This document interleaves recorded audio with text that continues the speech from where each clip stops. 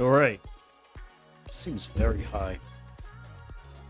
Can anyone hear me? I'm just gonna leave it there. I don't know why it's so high. I was in a bit of a rush. In fact, my webcam seems a bit off, but oh well. It's been 2 weeks since I streamed. How is everybody? I see Fromaster in chat. I know the start time is a bit odd. I was planning on going on after Al. Hazred. But I saw he mentioned he wasn't streaming today, so I figured, oh, you know what, screw it.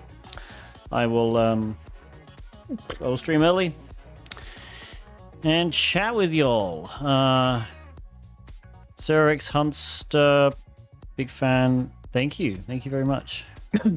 What are you a fan of exactly? Bonzo, see, I got your name right. Bonzo Wondos, hello. Cave Dweller, evening. Just a guy, hello. Hey, okay, we're getting some regulars in. All right. By the way, during the stream, if I cough, it's I mean, sometimes I cough in my usual stream. I have Tourette's syndrome, but the coughs today are probably just COVID. Yeah. Oh, as people have seem to be saying now, I'm dropping frames. Is that happening for everyone else?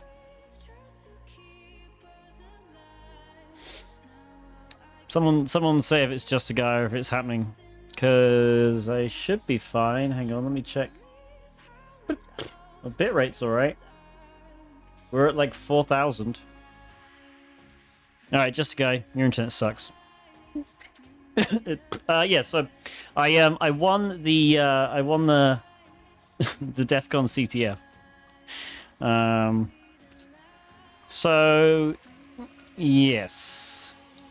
As did 36% of Only Feet, I believe. It hit us pretty bad. I honestly blame the karaoke. That was a very small space, and there were like 33 of us. Honestly, I mean, I started feeling it the Monday while traveling back, which sucked. Because traveling when you're not feeling good, and especially when I suspected it was COVID and I was pretty much already on the plane, it's like I had my mask on the entire time. I don't take my mask off on planes, despite, you know, I think it's just ridiculous. But you know, knowing that I had COVID on an aircraft is kind of sucks. Kind of makes me feel bad. But I tried my best. The Monday was the worst day, so it probably exacerbated by the fact that I was traveling. The Tuesday, Wednesday, Thursday, basically Tuesday I had mild cold symptoms, like, you know, I had my sinuses were a bit blocked on the Tuesday, but everything was okay. The real thing was the brain fog. The brain fog stayed with me basically until Friday. It's weird if you haven't ever had COVID, and I've been vaxxed. I'm triple vaxxed. I had the two two main ones and the booster. I'm missing everyone in chat, but hello. Yes, if you're saying hi, I will say hello if I see you. But the brain fog, it's weird to describe. It's like not being able to focus on anything for an extended period of time, and it kind of feels like your head is fuzzy. It's not very... I can't really describe it. Yeah, I'm triple vaxxed, man.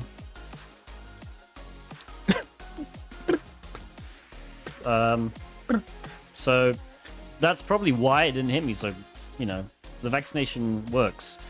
You're brain fog 24/7. Yeah, a lot of my friends got the chills. I didn't get the chills. The only flu symptoms I had was on the first day, the Monday, when I had a blocked nose and a really tickly throat. That was on the flight back, and then the Tuesday, my sinuses were blocked. I took a lot of Dayquil. But then Wednesday that cleared up totally. My sinuses are fine now. I still got a little tickle, I guess, but it's not too bad. No body chills though. I felt tired a lot, but the main issue was the brain fog. I wouldn't say I'm feeling 100%. I'm feeling like 90. Like I'm good. So appreciate it, but yeah, like I reported it to DEF CON obviously because they've been. If you by the way, if you did go to DEF CON and you have got COVID, email, I think it's safety@defcon.org. They are collecting people's test results basically. They say, I think there was they calculate like 1% of the conference got infected, but I suspect there's a massive underreporting thing going on because, like I said, 36% of our group got it. Now, granted, we were hanging out a lot, like in bars and the karaoke place, so it was all very close. So it probably spread through our group a lot quicker, but still, 36% compared to 1. I believe somebody said the goons had 10%. That seems more reasonable.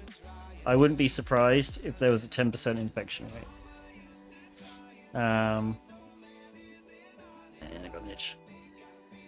How strict were they? They were very strict. Granted, yeah, that was good of them. I was surprised. For some reason, before the conference, I thought they weren't requiring masks. Which was annoying because obviously last year it was great because you had to have vaccine, proof of vaccine, and you had to have a mask, and you had to wear a mask everywhere, and they enforced it. This year the vaccine requirement was dropped, which I think is kind of silly, but the masking requirement was enforced severely. They removed people from conference for not wearing a mask or for refusing to put a mask on. So they were very serious about it, which is really good.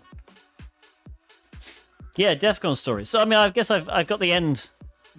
I started with the end of the conference, me getting COVID, which isn't much of a DEF CON story. So let's start with the real DEF CON stories, and I have written a list on my screen because some of them are just freaking crazy. Okay, so, by the way, I'm going to do, probably in the next week or two, a video for YouTube. Basically, my top tips for DEF CON. The reason I'm doing it after DEF CON is it's fresh in my head, and I can just repost it next year. But yeah. So, my... right, flights is what I want to talk about first. So, last year I arrived at like 8:30 p.m. in Vegas, and it was the most stupid decision because literally everybody had met up earlier that day. There were badges you could like you couldn't get your badge. You could register, and the registration booth had closed by the time I got to the hotel, and it was just basically kind of dumb because I was arriving at 8:30 p.m.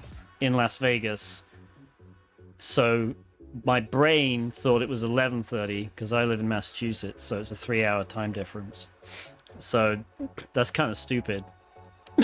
Basically, my Thursday was useless. Sorry, my Wednesday last year. So this year I was like, okay, no, I'm gonna get there early afternoon. So I aimed to get a flight that would land at 2:30 p.m., which is good. That's fine. That means I get the hotel, I can check in, I can meet up with people, I can hang out, have lunch. You know, if there's early registration, great, do that. If there's not, whatever, we can just have fun. And so for that reason, my flight was at 9:30 a.m. No, 10:30 a.m. No, okay, I'm getting confused. It was 9:30 a.m. to Phoenix. And Phoenix, there was an hour layover and then a flight from Phoenix to Las Vegas. And then, so this is going to sound like the most lazy freaking, I don't know, first world problem thing ever, but I don't like taking an Uber to the airport early because I feel like there aren't going to be any. like, it's just unreliable.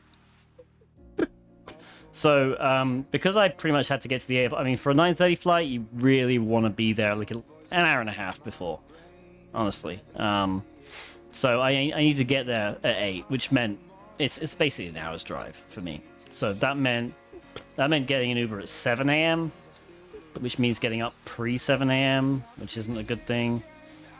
So instead, what I do is, luckily, Boston Logan Airport, there is a Hilton that is literally connected to the airport via a sky bridge.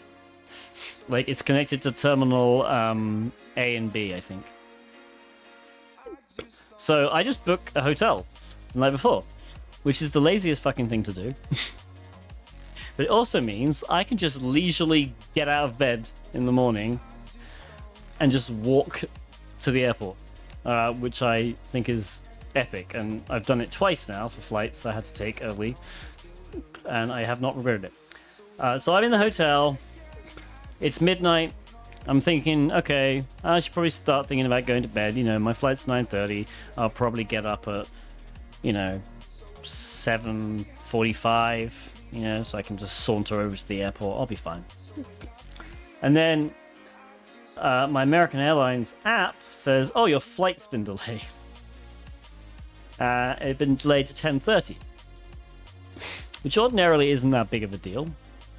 Only now I have like less than 20 minutes to make my connection at Phoenix. Which, if I miss the connection, it's like I think it's like a 4 or 5 hour wait for the next flight, if I'm able to get on that flight, because so many people are going to Vegas. So that sucks. So the app was like, well, we can reschedule your flight for free. You can change your flight. I'm like, okay, let's see what options they have. And there were quite a few options, granted.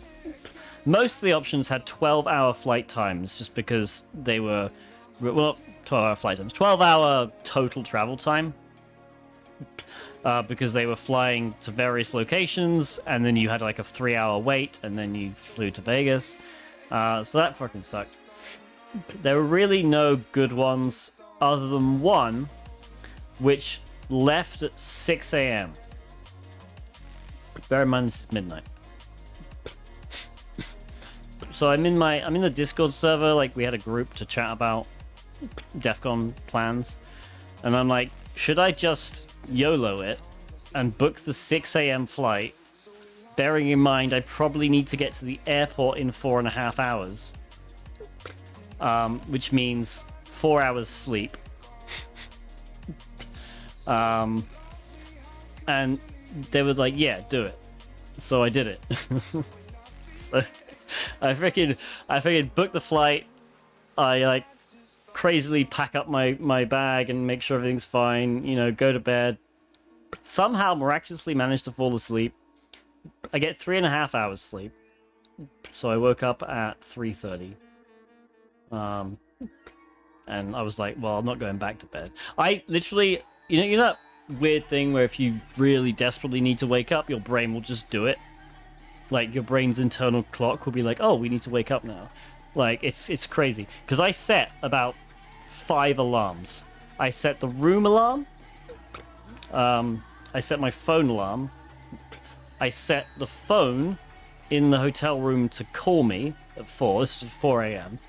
I set my Fitbit to go off. And I think I set extra alarms on my phone just in case none of those worked. So, like, blind panic. And in the end, none of those went off because my brain decided to wake me up at 3:30, going, well, you should probably get up now. So yeah, that was fun. But get to the airport, check in easy, security easy. Everything's good. Have something to eat, and then we get on the flight. Everything's good. They're like, oh yeah, we're actually leaving early. We're not leaving early. We're leaving on time, but we're scheduled to get there earlier. So I'm like, that's great, brilliant, perfect. And then then the stuff starts happening. Like, then they get delayed getting out of the gate, for some reason. And then we're going. We're on. We're taxiing to the runway. I think we even reached the freaking runway. And then the pilot comes on and says, "We're gonna have to turn back. We're going back to the terminal because, and I kid you not, the cargo bay is off balance. When they packed it, they didn't balance the sides right, so one side is, I guess, heavier than the other." Which is, probably a decent issue when you're flying a massive aircraft. So we go all the way back to the gate, and they freaking fuck around with the cargo bay. And I think our flight was half an hour late to leave. Which is, like, great. Lovely. Yeah, at least you didn't have to wait. But anyway, we take off. I'm like kind of little freaking out because now this flight is to Philadelphia, by the way. This flight isn't even to Phoenix. This new flight was to Philadelphia. And my connection to Philadelphia, I would have had like 50 minutes to get it. Now we're half an hour late, so I'm thinking, shit, I've got 20 minutes. Which is basically, ironically, the same time I would have had if I'd just not rebooked. So anyway, we get to Philadelphia. Luckily, they tell us they tell us like there's people on the plane. Yeah, they're holding the planes and shit. Everything's fine. It's American airline flights, so they coordinate and everything. So I wasn't too worried. The American Airlines app is really good. Actually, it tells you if you have a connecting flight. It shows you a map. It shows you here's where your flight landed. So here's the gate. Here's the gate where you're taking off. Here's a nice route, and it gives you an estimate. And this one said 20 minutes. But estimates, right? They have to estimate for the slowest possible person. So it's 20 minutes for a slow person. I did that shit in 5. I was like, and I didn't even run. I fucking power walked that. So I power walked, and I had time to go to the bathroom. Everything was good. Caught the flight. Get to Vegas. Lovely. Everything's good. So I land in Vegas, meet up with some friends for lunch, and then I go back to my hotel room. I'm able to get my hotel, check in, just lounging around. Al-Hazred's flight got in like maybe 2 hours after mine. And he's like messaging like, "Anyone want to meet up?" I'm like, "Sure." He's like, "I'll be in the White Castle." Okay. So the White Castle's down the street. White Castle, by the way, for those who aren't familiar, is a slider plate. It's like a slider fast food restaurant, I would describe it. Now, I didn't know this about Al-Hazred, but the man likes White Castle sliders. So much that, yeah, mini burgers. So much to the point that, like, literally, I walk into White Castle, and the first thing I see is Al, sat facing the door, with a pile of White Castle burger wrappers. It was stacked in front of him, right? He must have eaten like 10 on his own. He was in like a post-White Castle burger bliss. So that was good to see. But yeah. I mean, I think they're all right. I wouldn't buy 10 of them and just go to town. But either way, that was my first encounter with Al since last year. The rest of the night, pretty uneventful. I was tired as fuck. I was up for 22 hours. I went to bed, I think, 10:30 p.m. Las Vegas time, which is ridiculous. But because I went to bed at 10:30 p.m. Las Vegas time, I got like 8 hours sleep, which was great. I woke up and I managed to get to the badge place for 6:30. So they're giving out the badges at 7 a.m. And last year the badge line wasn't that bad because it was COVID. It moved pretty fast. The really bad line was the merch line. And honestly, that's when they say line con, that's really what they mean. The badge line is okay. The line for merch is insane. So I wanted to get there early. I wanted to get my badge really freaking early. So, you know, I was like, I'm gonna get there 6:30, half an hour before, you know, the line even starts opening. Yeah, exactly. If you pre-reg, you should, which means basically just buying it online like 6 months before. That was great. So yeah, get there and like, maybe 1,000 people had the same idea as me. So it was a big line already. It filled an entire massive conference room. You know, it was relatively good social distancing and spacing on each side of the lines. It was all right, but anyway, I'm thinking, oh great. But luckily, I was in line with a few people that I knew. And get around like half of it, and then suddenly, yeah, they're like, "Oh, if you've pre-regged, we're opening up a separate sort of line." So the line split halfway. There was like one line, and then the people who pre-reg, they decided, "Oh, if you've pre-regged and you get halfway, you can just skip." And so we skipped ahead. So that was good. And then there was, oh my god, the badge. So they have a ton of people just handing out badges, checking registrations and shit, and you get into like a little 3-person line in front of each of them. And I get in one, and I move, and I'm at the front. And the guy ahead of me just is taking forever, like literally forever. I don't know, because all you have to do is scan a QR code. So I don't understand how it's difficult. But for whatever reason, taking forever. Like, literally, I'm standing there 2 minutes. Everyone else is just going, whoosh, whoosh, getting the badge. Like, it literally takes, like, 5 seconds. I kid you not. You just have to scan a QR code, they hand you the badge, and then you go. So after 2 minutes, I'm like, screw it. I'm moving to the next line. Over. Because it was free. And I'm like, screw it. I'm not really cutting. So I move to the next line. I am technically behind 2 people, but it's moving faster. And then these 2 people go up together, which is fine. And you can collect other people's badges. Okay, this is allowed. I think it's fine. I collected somebody else's badge for them because they were at Black Hat. So I have no problem with the concept of going up and collecting a friend's badge. I think the maximum you should be able to collect, including your own, is 3. I think that's pretty fair. And I think they should enforce that.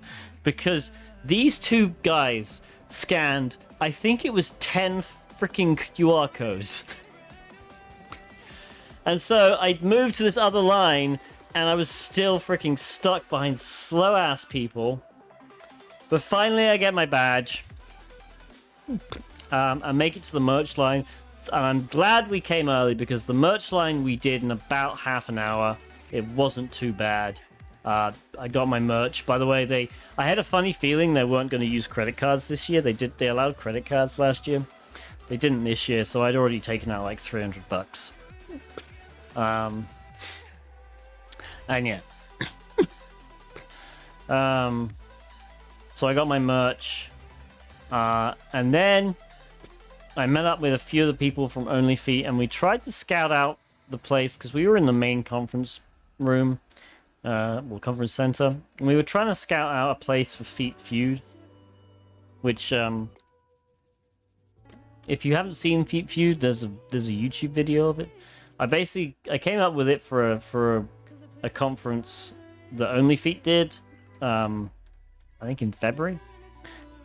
But basically, it's Family Feud, except feet themed, and cybersecurity questions. So it was really good. And so I did it at DEF CON edition, but we obviously need to find a place where we could either connect to a screen or we could have, because we did bring a projector with us. So we were looking for a place, and we found these little rooms like in the main conference center, which were just perfect for it. And so I thought we were golden. So I went to, like, you know, just go back to my room and just rest for a bit. And then I get a message, oh, we've been kicked out by the goons. Yeah, apparently the rooms were going to be used for something. So I was like, shit, now I got to find another place. And I'm staying in Malink, and Malink was the best place to stay, and I recommend people stay at Malink next year. It's pretty much a decently inexpensive hotel with walking distance, like literally connected to the conference center. So it was basically the main source of all the action. So I go down. I know the Link has a few conference rooms of its own, and they're up an escalator near reception. And so I go up, and I'm scouting out. Some of the rooms are being used, so obviously not going them. And I found another one that's just not being used. I open the door, it's unlocked. Doesn't look like it has any DEF CON stuff in it, so I'm like, well, maybe this room is like, you know, but it's not being used yet. And we need to use it in like maybe 2 hours for an hour. So I'm like, this is perfect. This is a room we can use. It had a projector screen. It had a microphone that we didn't really need, but whatever. It had a shit ton of seats. And so I tell everyone, okay, we're going to meet here for Feet Feud at 4 o'clock. Everybody shows up. We're all good. We're setting up. We're getting excited. And then a goon comes in and is like, what are you all doing here? And I'm like, we're just, you know, hanging out, playing a game. And he's like, but how did you get in? And I'm like, the door was unlocked. And he's like, okay, well, you're not supposed to be in here. And we were like, well, we're only going to be an hour. Is that a problem? And he's like, yeah, I've got a village moving in here now. I'm like, shit. And he's like, you got to get out. So, okay. He's like, you shouldn't have even come in. Like, I don't know why you're in here. And I'm like, oh, great. We were like already pissed off a goon. So we all get out, and we're all standing in this corridor. Like, literally, it's a massive corridor. Just like standing around thinking, well, what the fuck do we do now? Because we did contemplate just doing it in the corridor. Projecting it at some random wall. But we're just standing around kind of thinking, well, what do we do? And then the goon, no, okay, hang on. Reserve judgment. The goon comes back, and he opens another room and looks in, and he says, who's responsible for this mess? And I'm like, we have literally not touched this room. And he's like, no, this mess, gesturing to us. And so I said, yeah, that's me. I guess I'm responsible. And so he took me into this room that he just opened. It had a bunch of like food items on the left, like a buffet. I think it was one of the breakout rooms. It's like chill out rooms. And he's like, you don't touch anything on this side, and you leave the room how you came in here, and you can use this room for an hour and a half. And I'm like, you freaking serious? That's amazing. And he's like, yeah, just literally don't touch anything. Oh, and also, technically now you're a DEF CON event, so everybody has to wear masks. So that's how Feet Feud accidentally became kind of semi-official DEF CON event. And we managed to do it. We set everything up. We were very quick. We got an hour and a half. This game probably will take an hour, but still, hour and a half. Nobody touched anything. If anyone touched anything, I'm going to be pissed because I told this guy. And you know, I shook the goon's hand and said thank you and everything. He was a real gent.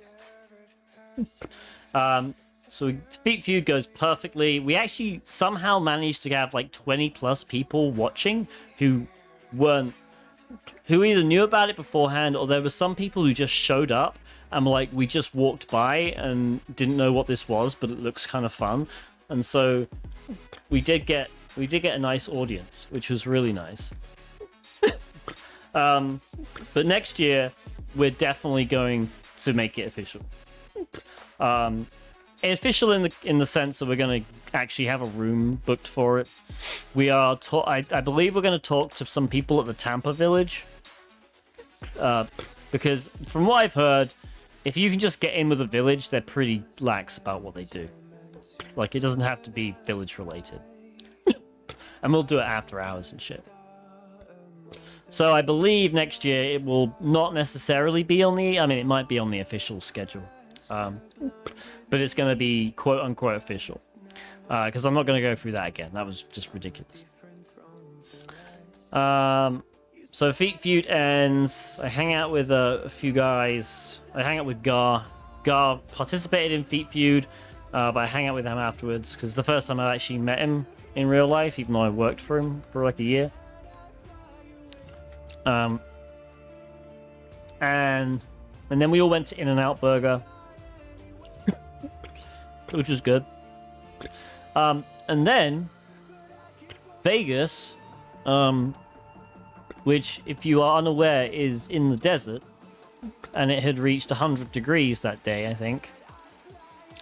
Oh, and Area 51, yeah, Area 15. We went to Area 15. Is that before or after? I can't remember. But yeah, it started freaking raining.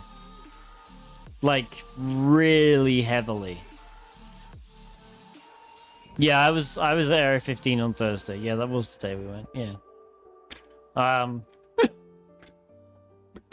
Really heavily.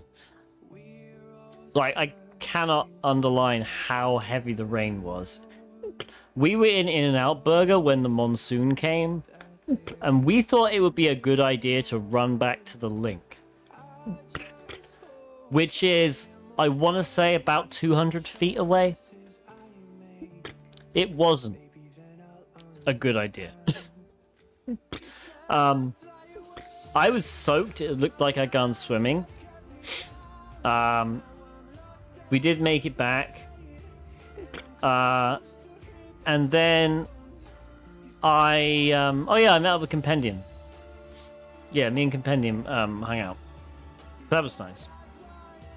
Yeah, it was way further than it seemed. For some reason I wasn't registering your name in chat. I was like, how does this guy know what I'm talking about? It's like, oh yeah, we did it together. Yeah, so then I had to meet up with a friend at Caesars. Now, I didn't know, and this is something, again, for next year. You should really figure out the best way to get around Vegas.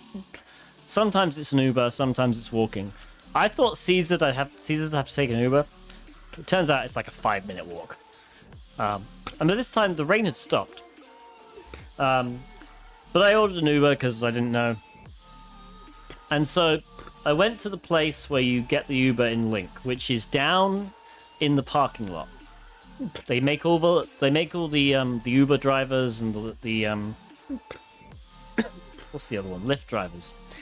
They make them all go around. They don't let them park out the front. They let them basically make them all go to an underground parking lot, and that's where you can get an Uber. Anyway, I walk down, and I walk out of the door into the underground parking lot, and it is a river. Like, literally.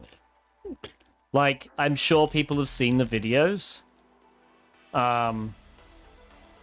I took a 2-minute, maybe I can get it on my phone. I took a 2-minute video, and it's only 2 minutes because I literally couldn't stay there. I didn't want to stay there for very long. Where's the fucking video?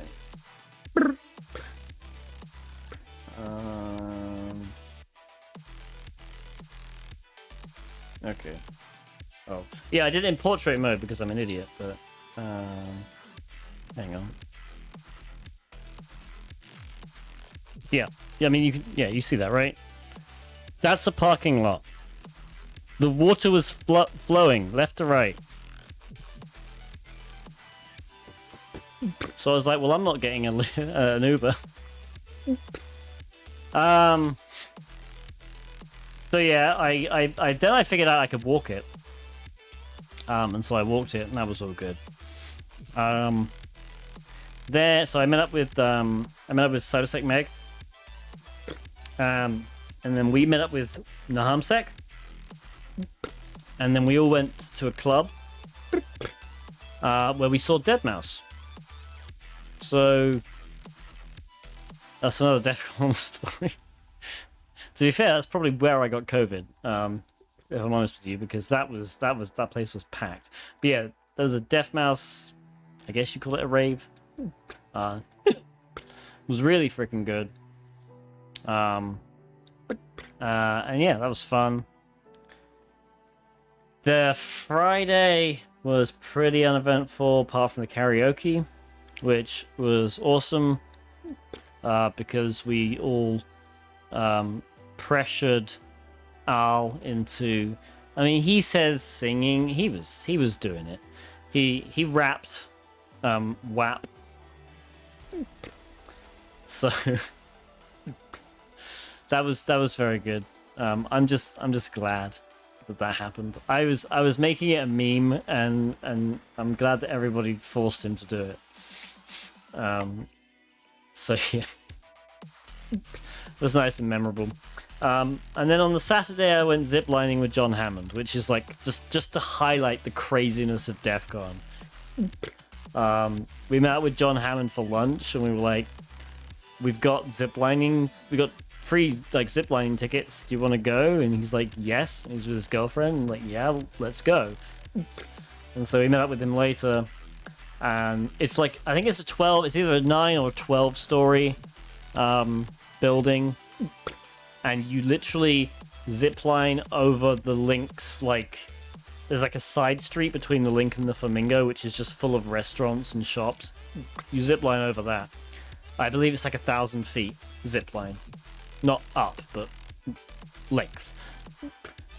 Which was I'm not very good with heights. It was freaking exhilarating though. I definitely recommend anybody who goes there just to do it. It's just so much fun. But yeah, that's my DEF CON. It was insane. Yeah.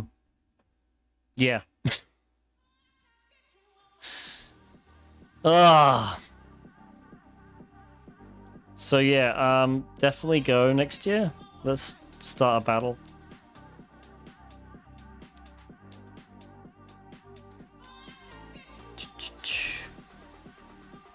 What did I have on my agenda? Giveaways. Oh yeah, we'll do some giveaways at some point. Let's do some marbles though. Yeah, let's do good. Fuck it, do a giveaway now. All right. I'm just gonna.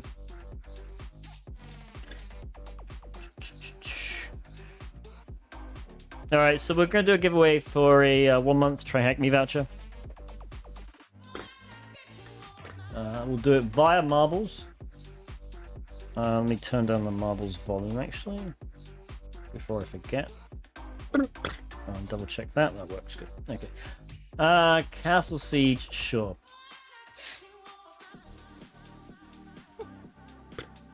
Is EJPT a good place to start? Yeah, I would say so. Okay, so for those of you who don't know what this is, if you're new to the stream maybe, this is marbles. If you type !play in chat, you will join the marble game. And as I say every single time, that is all you need to do. This game is all physics-based. The only element of RNG is at the beginning, which is where your marble is placed. The winner of the marble race will get a 1-month TryHackMe subscription voucher. If you don't want the voucher, you can decide what we do. We can either play again, or you can give it to second place, or whatever. Or you can give it to a friend.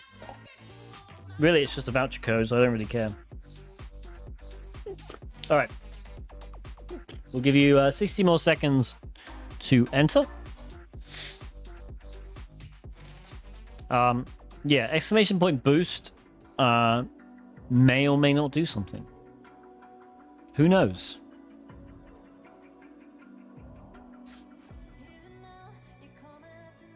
We'll see. Exclamation point play, if you want to join, you still have 36 seconds.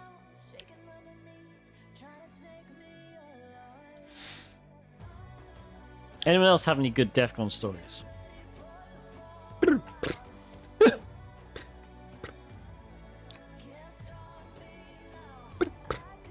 I lost $100 on black at roulette. That's another one. That was the only time I played roulette. Mostly did it because then I can say I lost $100 on roulette. Alright.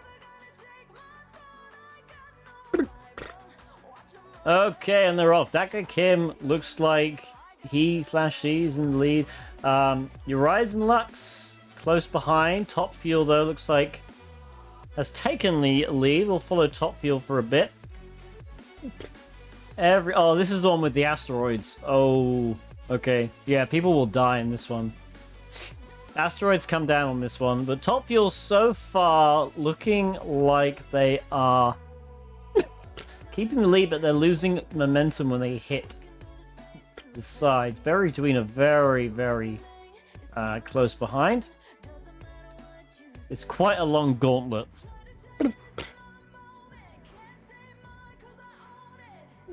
Oh, Al Hazred's in here. Oh no, Al Hazred has the stream record. So that's Al Hazred's ghost. You can actually see in the top right of the screen, that's his record for the stream. So if you beat Al Hazred's record, and Bukanovic has now taken the lead from Top Fuel. I narrowly missed getting annihilated by an asteroid. Top Fuel has, I think, fallen off.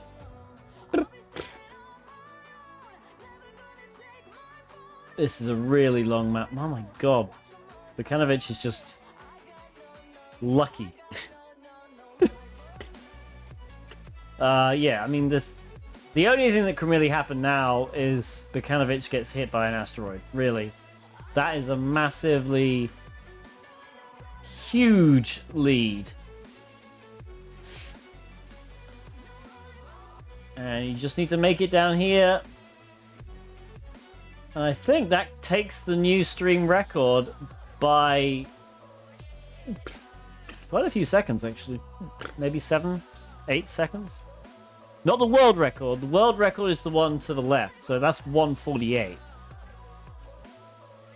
I don't think he did it in 148. I think he did it in 150 something. But still, sub 2 minutes.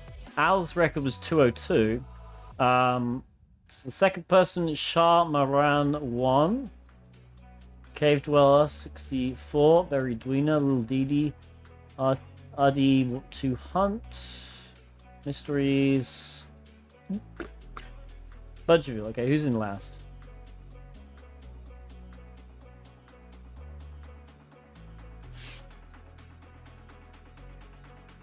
Oh my goodness, look, there's the fire. So the track does have a time limit, 36 seconds. We're going to see if Fisher can outrun the fire. I'm not entirely sure they can. I think actually they're going to get... Yeah, there we go. They're dead. Alright, can Dockeroid outrun the fire? I'm going to say no. I think these people will be safe. Yeah, I think Dockeroid's about to get killed. Yeah, there we go. Okay, I think Toxicity may just make it if they can stop hitting all the walls. No! I'm sorry, Toxicity. Okay, Bukanovic. If you are in chat, which I presume you are. What do you want to do? Voucher time. It's a 1 month TryHackMe voucher. Do you want to keep it? Do you want to give it to somebody? Do you want to just re-race everything? Your choice. But I'm going to make a note.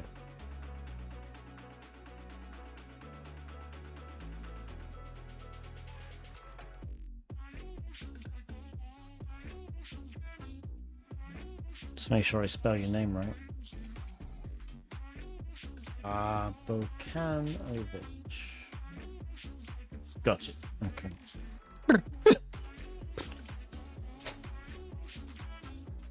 You would love it? Is that you taking the voucher? I'll send it to you after the stream. All right, let's see if we can hack some boxes.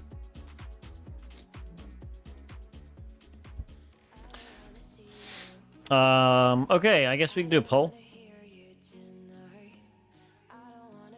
Why did I do that? It's / poll.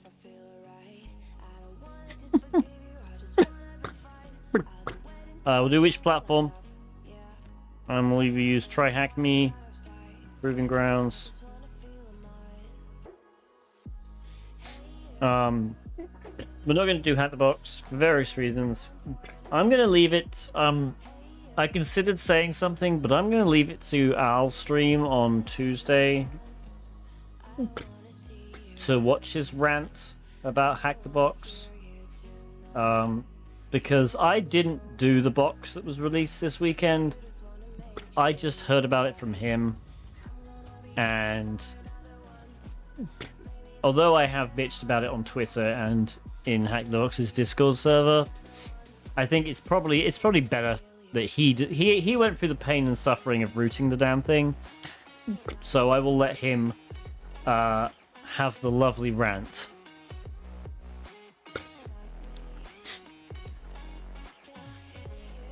I wouldn't say it was a nightmare box. Again, I'm not going to go into many details. I would just argue it's not easy. And the people who argue it is easy are the people who I think are like... it's easy for some people, let's just say that. And those people are not representative of the community.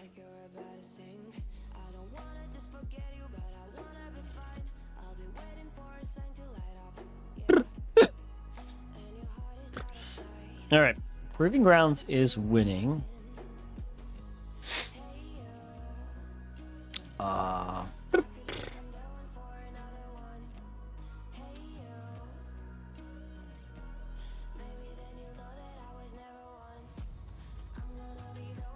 That's interesting.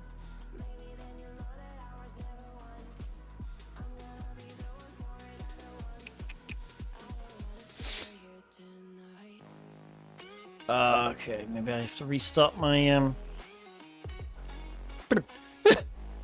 Why are alerts off?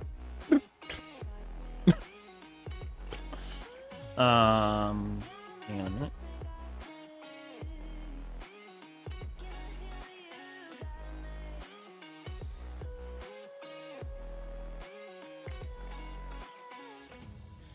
What's going on? Where are my alerts?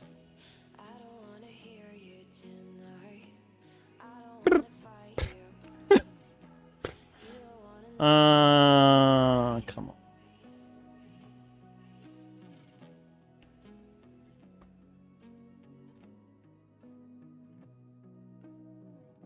Oh, I know why.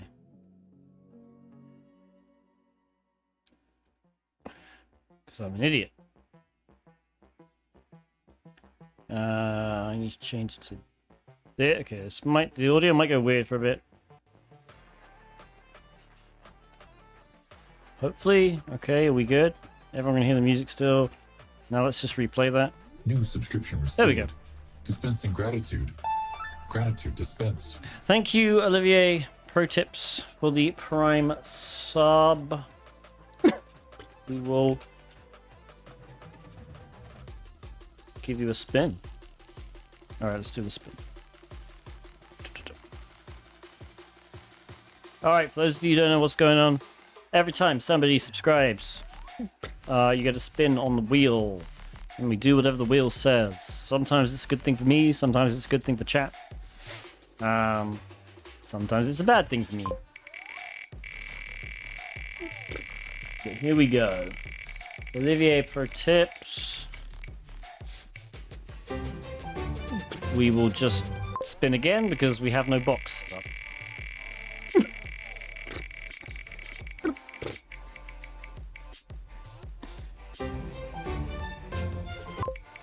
It comes up again. I'm just going to disable the category.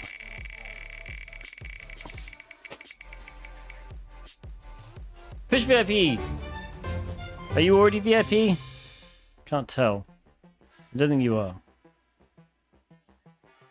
VIP.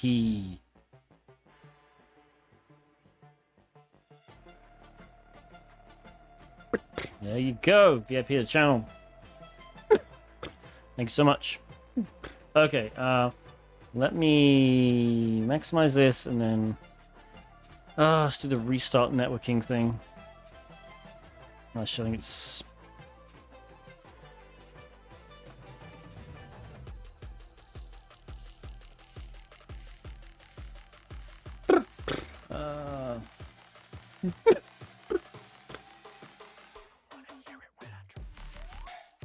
I think the last time I had to just freaking... VIP just gives you a thing next to your name in the chat. There's also a limited number of them. Okay, I think last time I literally had to restart my machine to solve this issue. I'm not entirely sure what it...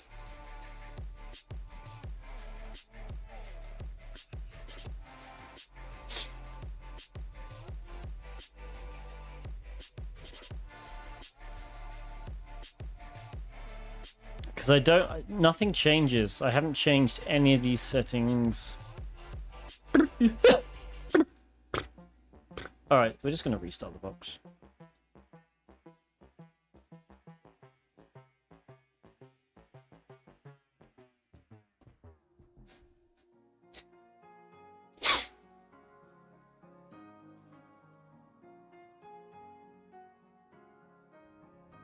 Shouldn't take long.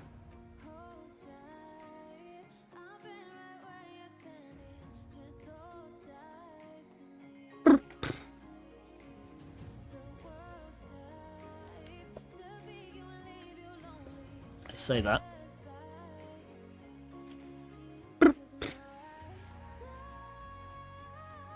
There we go.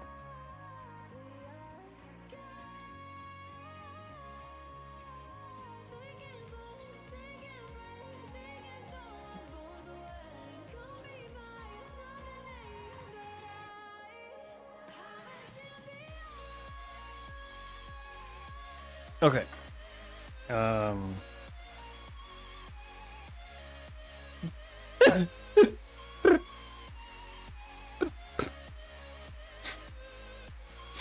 Okay, please work.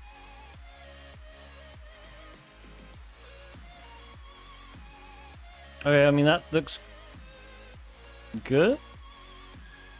No? What is going on?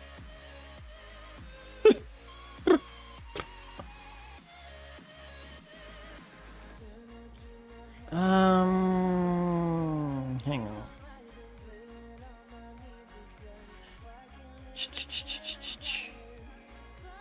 Where's the network?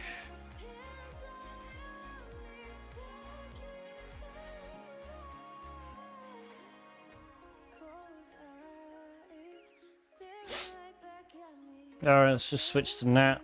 Bridge should work fine. In fact, it does work fine a lot. I think I have to restart the thing again.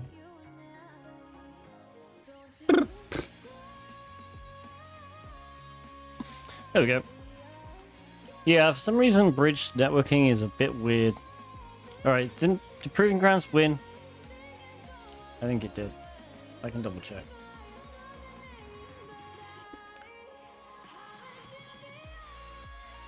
Yeah, alright.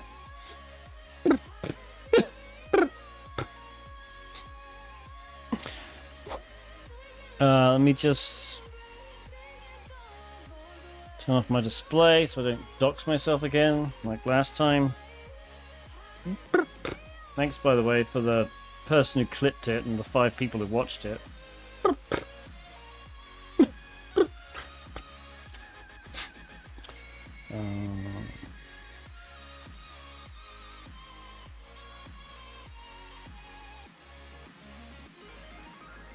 think we're good.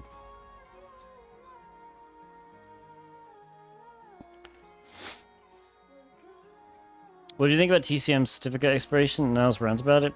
I have mixed feelings.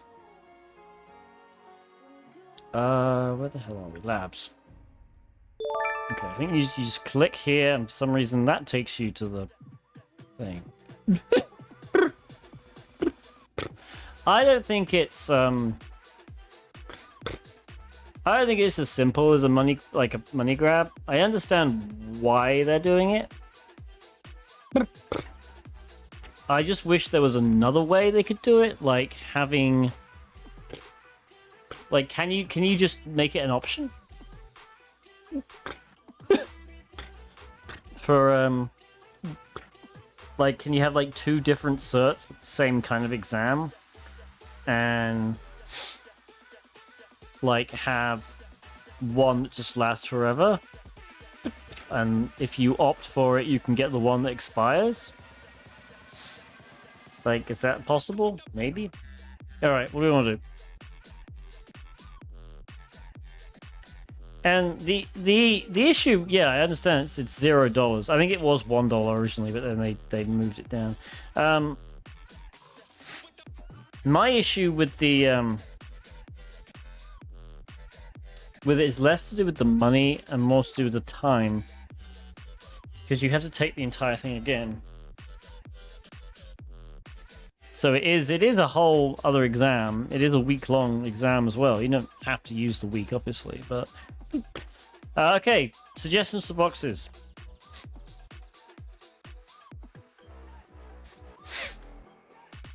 You also have to write the report again. You have to do the readout call again. You know, it's time. Time is money.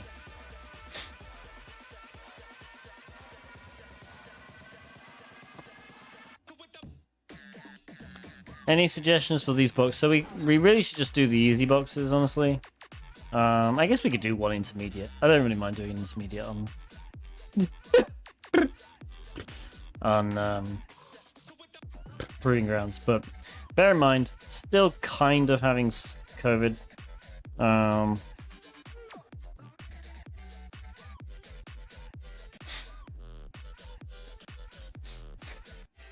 Oh, really? So you don't actually have to take the cert. Okay.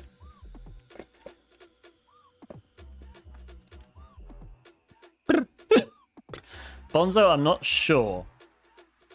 That mostly I was asking if it could be done, because that seems like the obvious solution.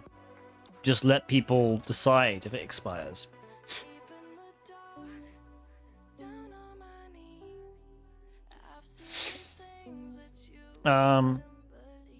Any suggestions? Otherwise, we're just going to randomly pick some. Let's pick 2 easy and 1 intermediate and see. Let's look at an intermediate one. Very hard, rated by the community. Okay, not that. Hard. Hard. Hard. Intermediate. Okay. Election 1. Okay, let's do election 1. And then we'll do 2 easies. Bear in mind, we have not got many easies left. Let's do OnSystemShellDredd. Sounds weird. And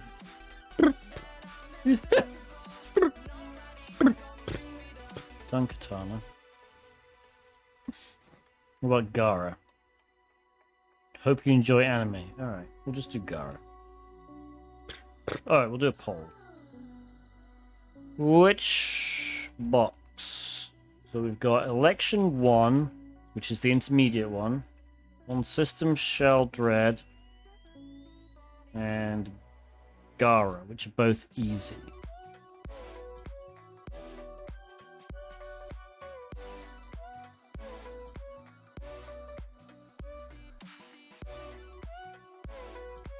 Alright, I'm gonna feed into Proving Grounds.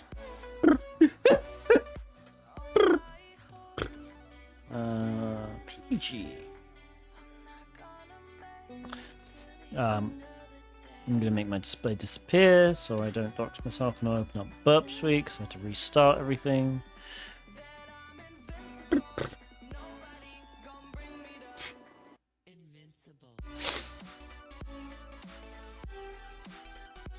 Okay, and loading.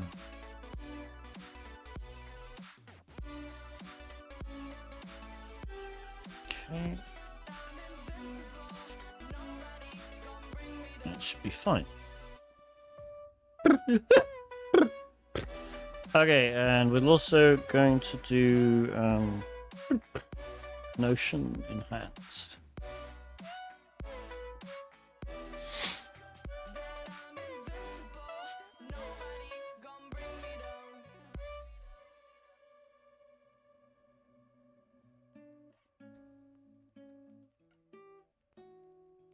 Okay, OnSystemShellDredd is currently winning.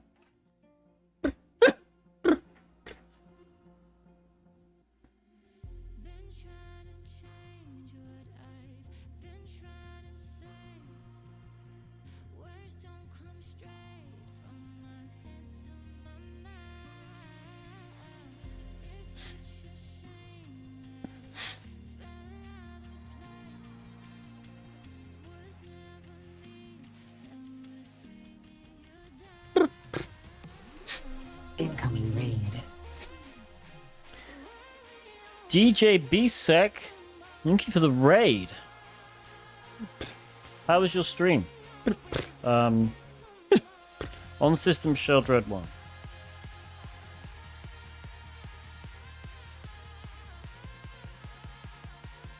I hope it went well.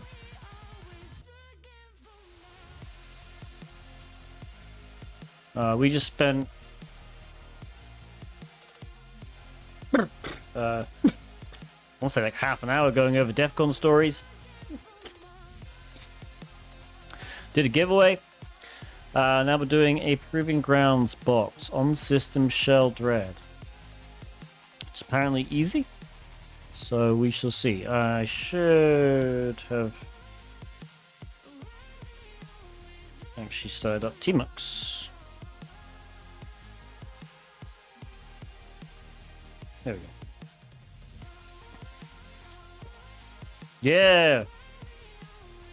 DEF CON was good. Okay, I'm gonna make directory on OnSystemShellDredd.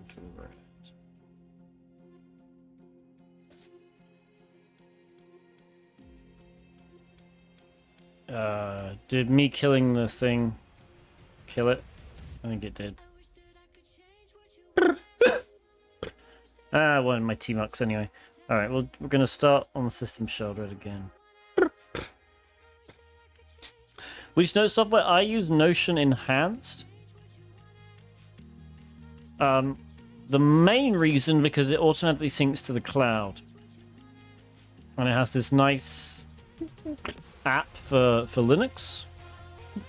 So this is Notion. The app is called Notion Enhanced.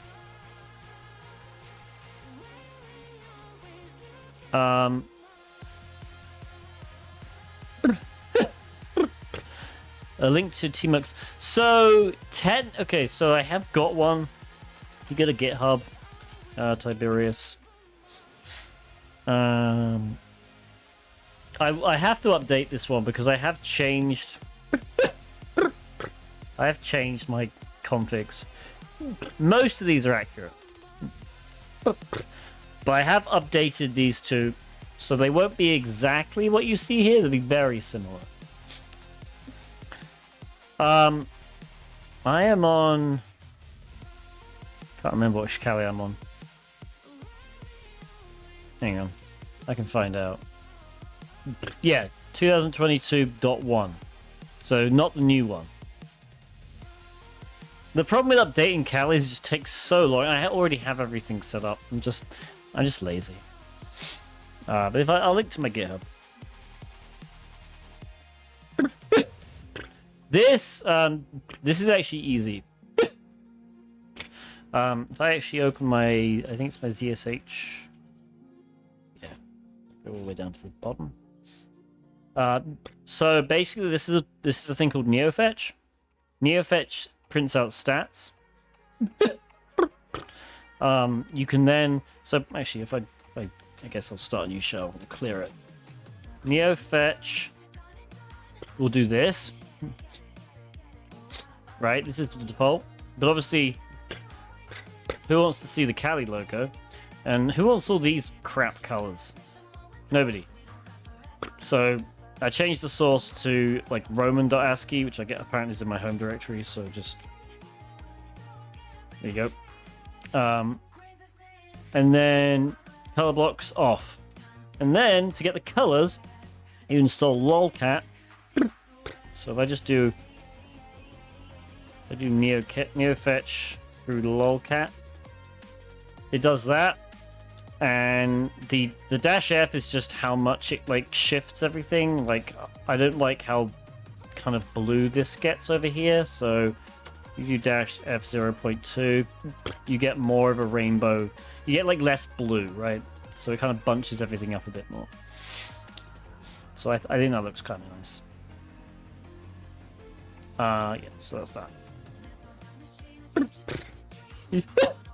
Oh, I don't know why I created another one. Alright, yeah, it's like literally one line. And you just put it at the end of your, if you use bash or DSH, you just put it at the end there. Are you waiting until they add auto recon to update? I heard they want to do that, or at least somebody wants them to do that. I'm not sure how realistic it is. Okay, we're going to copy this IP address. We're going to put it in here. And I apparently missed. There we go. Okay, so we are going to use auto recon. What is auto recon? Auto recon is a tool I wrote for doing automated reconnaissance, hence the name, auto recon. Really, it just does all your enumeration for you, or at least most of it. You can download it and install it here. But let's go and check it out. It's very popular. It's that what I tried to do with auto recon. If you just run auto recon with a target, it'll work. So it works out of the box. You don't have to configure anything. However, if you do want to configure anything, there is a ton of stuff you can configure. I tried to make it as configurable as possible. You can also just set everything configurable in a config file, which I do. So very, very simple. Honestly, if you learn the syntax, very, very easy.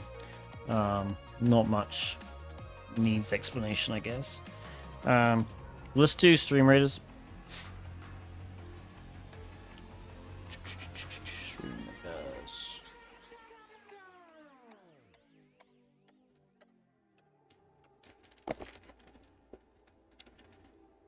How do I usually download files on a Windows machine?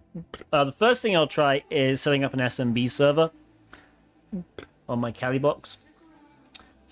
And then using just the regular copy command.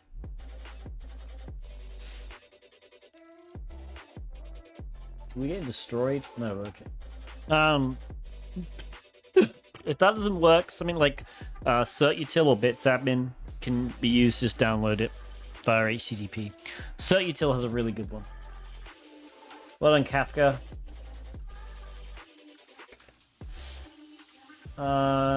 Sure, we'll go up.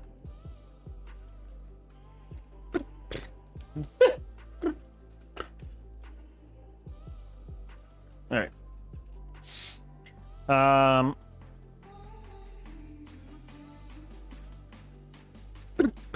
Okay, so we're gonna... I hate the freaking welcome guide. Go away. I don't know what that is.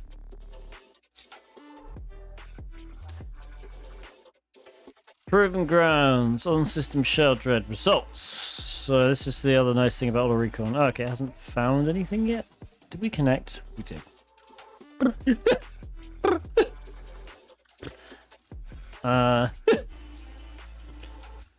Let's try pinging the box.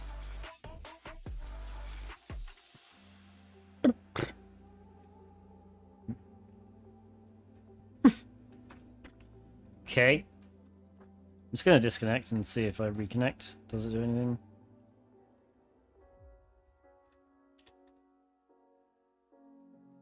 Okay.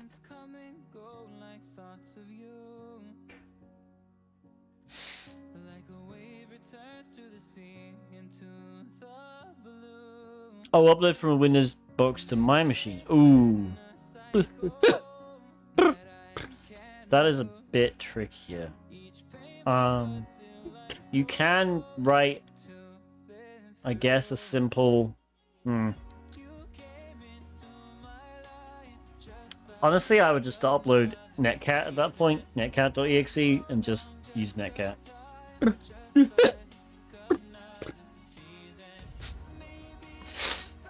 Basically, I mean, there is this PowerShell. What's happening? Why are we not...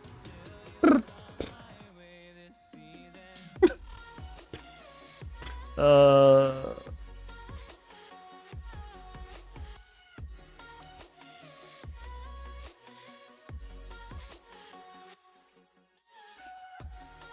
God. Okay, I'm gonna remove the results and just run it again, I guess, and see what happens. We'll also run it with sudo. Of course it's not. Alright, hang on a minute.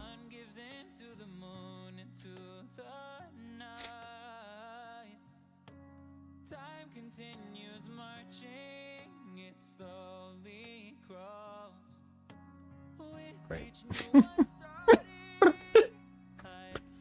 I can just do sudo. Which other we go? This is not really the best way of doing it.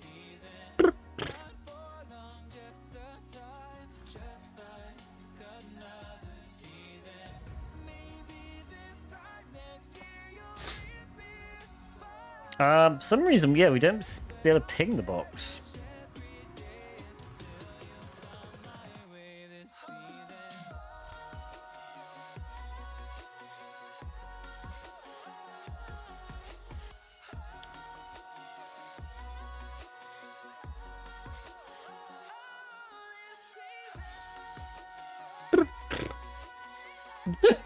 We are connected.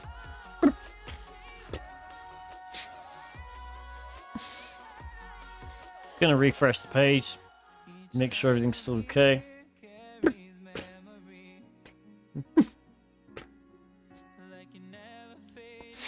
Yeah. 221.30.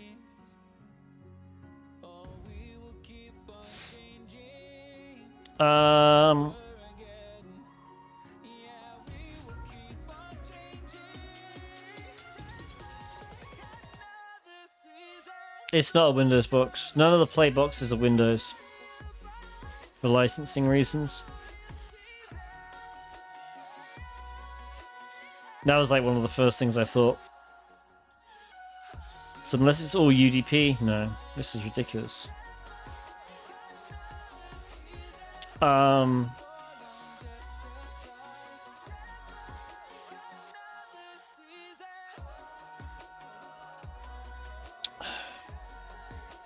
I like trace route this.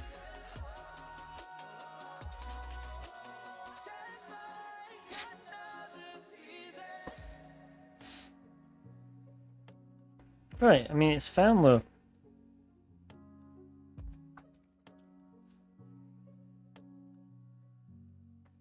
Yeah, it knows where to go. That's obviously the gateway.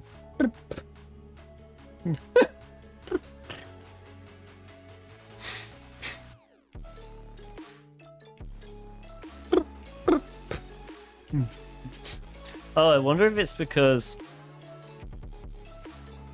No, that can't be right. This would definitely override it.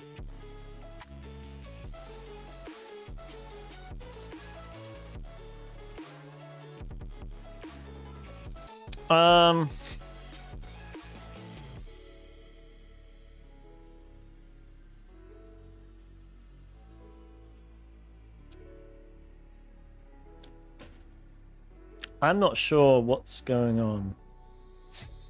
Yeah, VPN is on. It's even confirmed up here. Oh, you can't see that. It's even confirmed up here.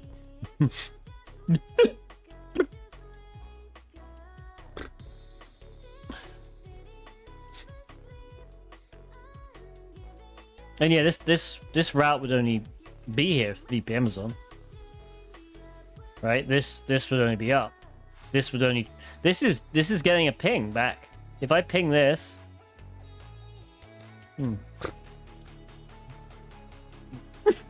Oh, okay. That's weird.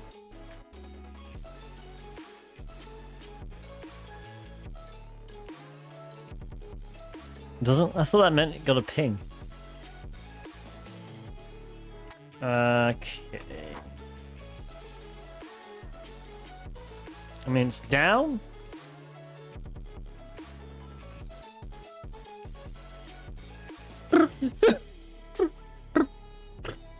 Completed. No. I don't think it's very slow. Thank you, Manicus.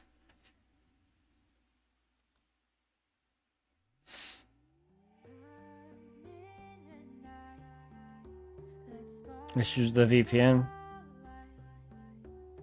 Yeah, I don't have any kind of VPN running. The only thing I changed was I changed this from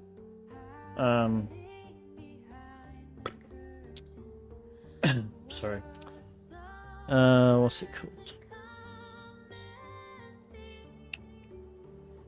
Bridged. I changed it from bridged to NAT because we weren't even getting an internet connection.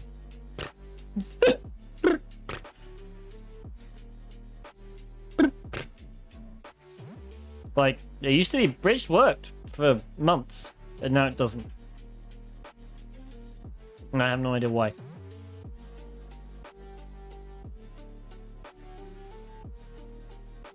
So I don't know what's going on there. That shouldn't matter though. Really? It shouldn't.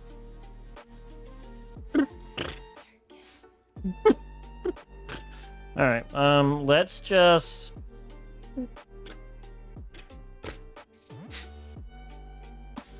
Fresh download? Yeah, alright. Let me... Because I think that's just going to dox me, so hang on a minute.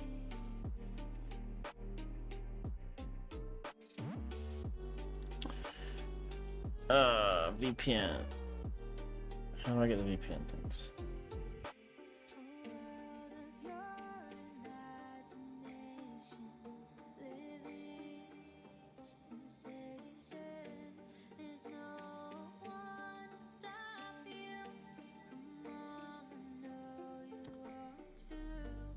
Do I have to disconnect from it first? Probably.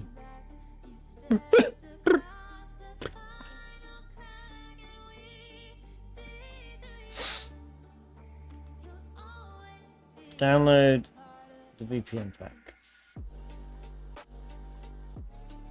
Why is it not highlighted? Ah, here we go. Okay, save.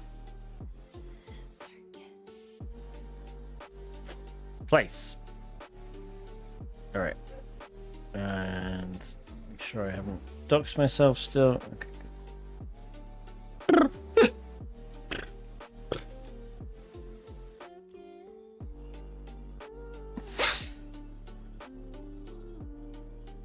Your certificate is not yet valid. What?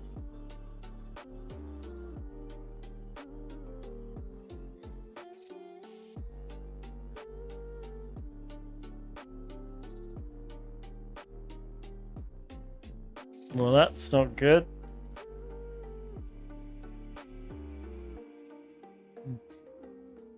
Are there any, like, stray open VPN connections? There are not.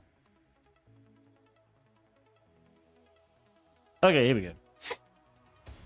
Alright, please tell me we can freaking ping this.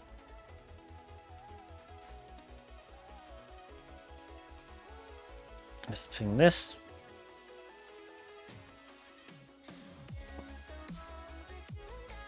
No, I don't know what's going on. Let's just switch to TryHackMe, because I honestly don't want to use the browser. Sorry, people. Yeah.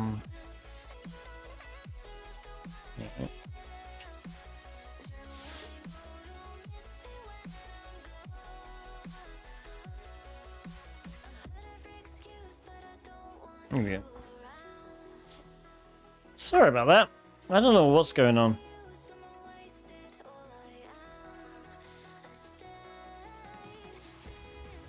Yeah, we'll just do some easy boxes on. We should debug bridge. I'll do that offline. That's gonna be boring as fuck, and I might have to restart my computer. What am I doing? Search. Oh, I always click on that. Challenges, difficulty, easy, hide completed. Newest. Okay. Hacker versus hacker. Oh, somebody said that. Alright, yeah, we'll add that to the list. Hacker versus hacker.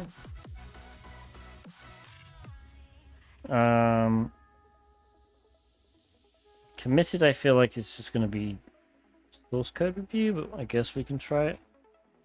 People want to see that. And then a lot of reversing stuff. I really want to see more web app stuff. Poster. Here we go. Alright, I'll do a poll.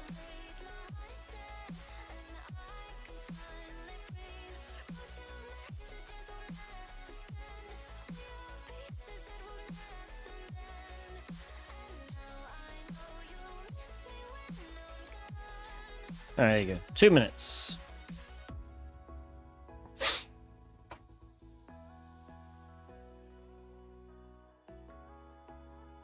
TryHackMe. All right. Open.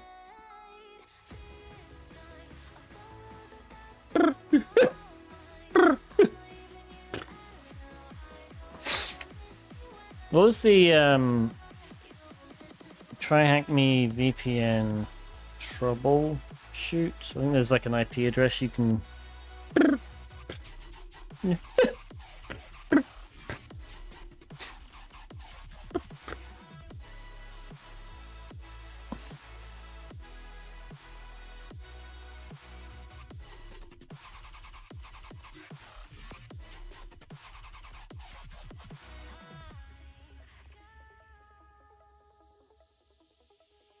There you go. So we got this. Same place to open VPN. Okay, yeah, let's just do this, make sure. So this works. I don't understand how it can.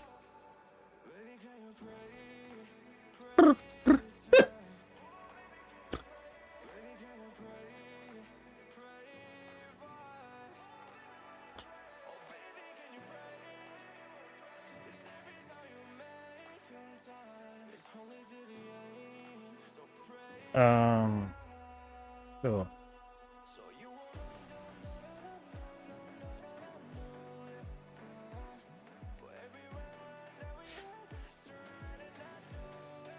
All right, that looks good.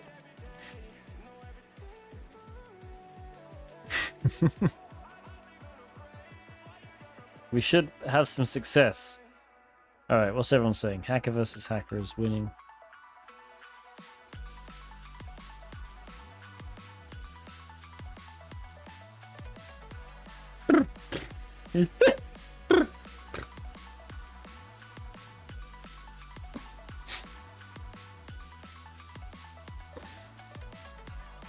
And it won. Alright. Service recruitment company appears to have been hacked, and the hacker has defeated all attempts by the admins to fix the machine. They can't shut it down. They'd lose SEO. So maybe you can help. It's the Zap stream, right? It can be. For however many channel points I mentioned.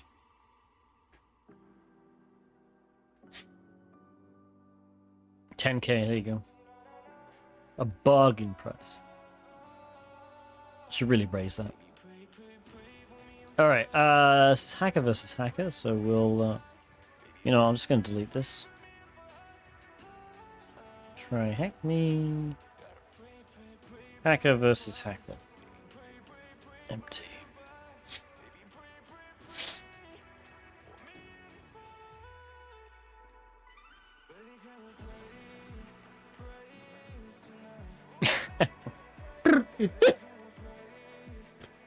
Alright, so we'll leave the box to boot for a little bit. Put the IP address up here. Oops.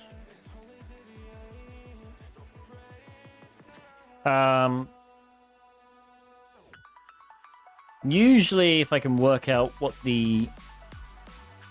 possible domain might be, I might put it as a domain, but I doubt this is going to have a domain. Hacker versus hacker. Alright. We need to make a directory.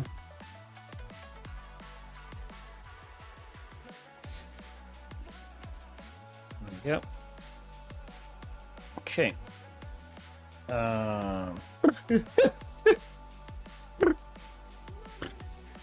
Hey, we can ping the box. Amazing.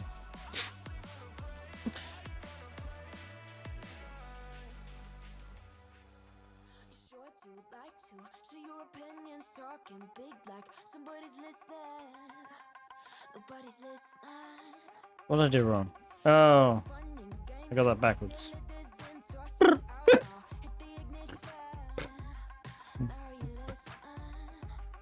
Okay, so we have discovered port 80 and 22, which is bound to be HTTP and SSH.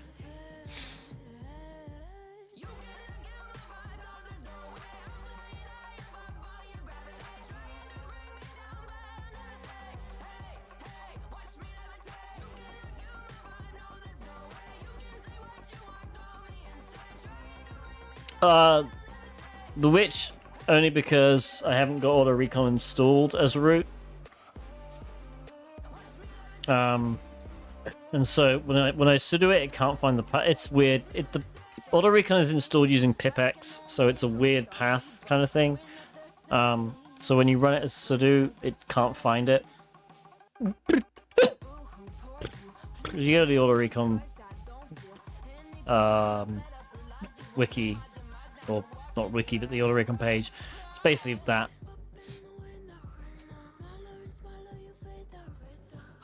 You can do it either way.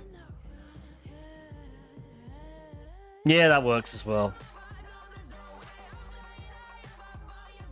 Alright, so what we got here? So we definitely do have HTTP and SSH. Obviously for SSH, really what we care about is whether we can use a public key and or a password. Seems we can use a password here. So that's good. It means if we find a password, we can potentially use SSH. Alright, so there is a website. We are currently Ferox busting that website. There is an upload.php. Interesting. Did Nmap find anything good? Internal IP address leaked. Okay.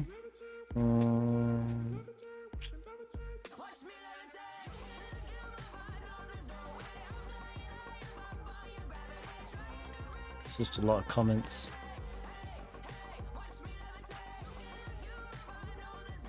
What web? Alright. Apache 2441. jQuery is being used. Okay. I mean, we might as well just... Don't want to restart that.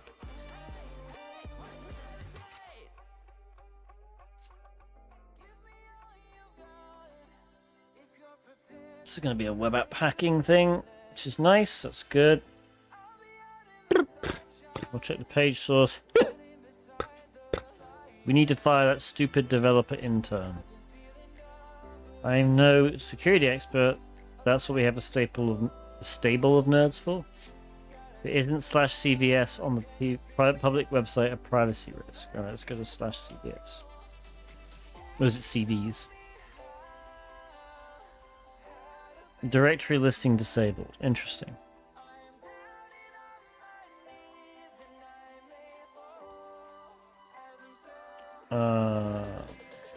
Contact us. Please upload your CV below. Okay, so if we do this, can we just upload? What's it looking for, actually?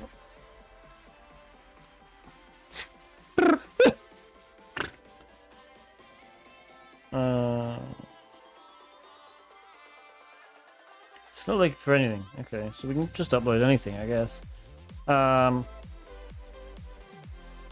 TryHackMe, hacker versus hacker. Let's just vim test.txt, Tiberius, and see if that uploads.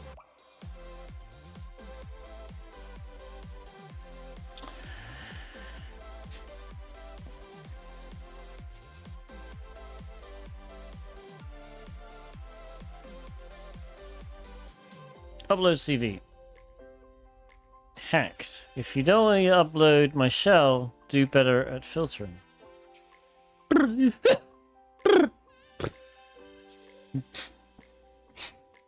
Okay. Well, this is nice. So basically, if we try to upload something, it just spits out the PHP code being used.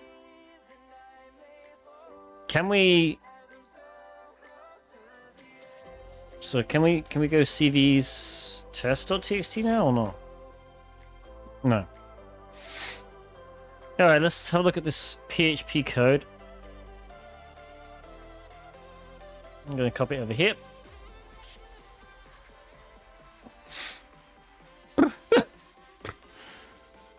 Basically, it's just looking for .pdf. So it doesn't even have to be at the end. So we can literally just do .pdf in here, I think.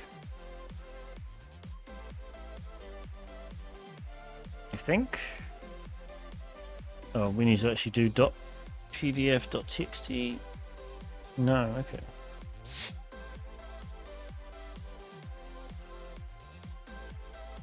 Oh, hang on. The name. No.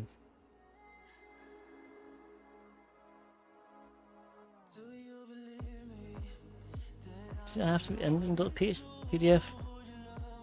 I didn't think that was the case.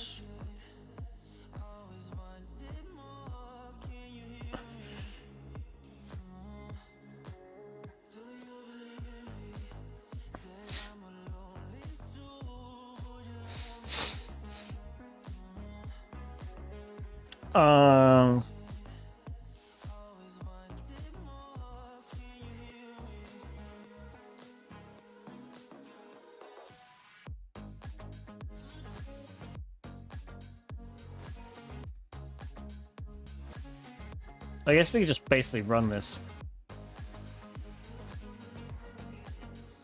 So let's just try running this in PHP.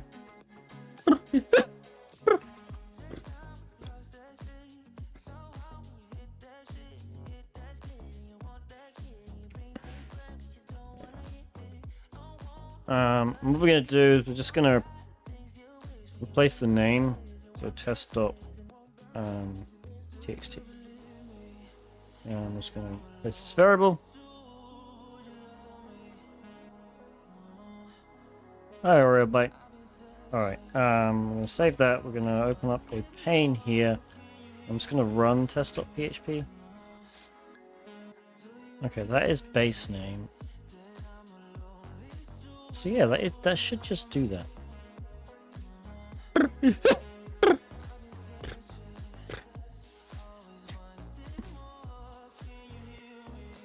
So strepos.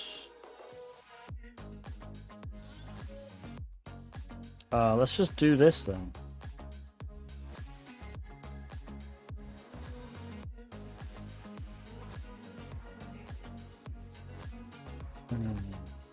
Ah, okay. So let me just double check something. I think what so stripos is basically the string position. So I think if we just do this, so obviously the .pdf appears at position 8. So 0, 1, 2, 3, 4, 5, 6, 7, 8, right? So what it's doing here, because the string pos returns an integer, and all positive integers are true, if the target file has a .pdf in it that appears pretty much anywhere, it's going to return a number, right? It's going to return, you know, if it's test.pdf, it's going to return 4. 0, 1, 2, yeah. Can anyone see a problem with this?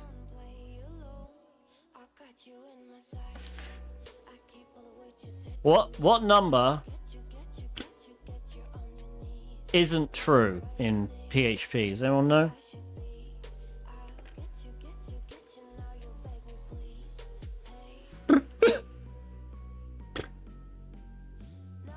Zero, right, exactly.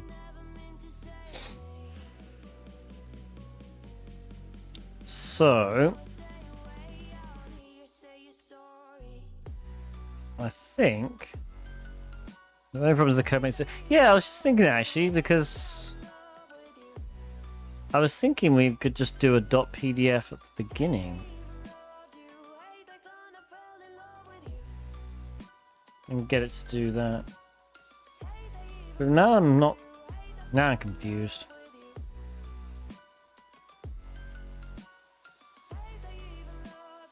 Did we find anything? Is Ferox supposed to find anything else?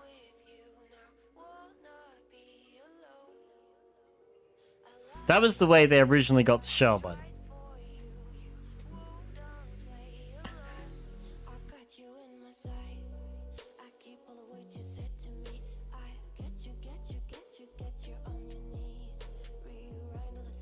So I think I was going down the wrong. So this isn't the code that we're supposed to hack.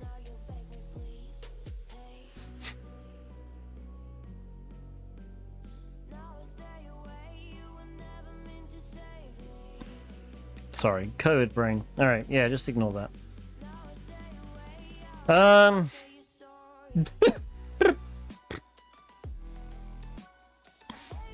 Directory busting is still running.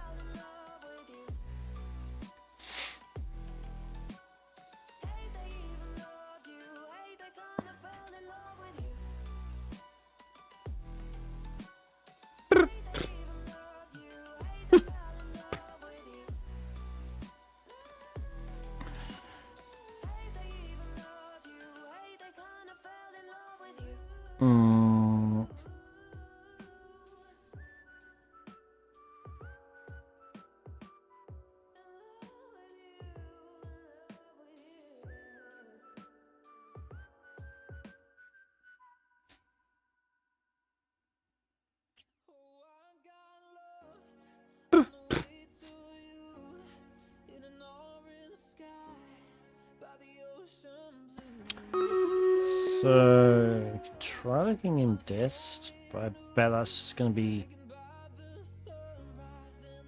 JavaScript.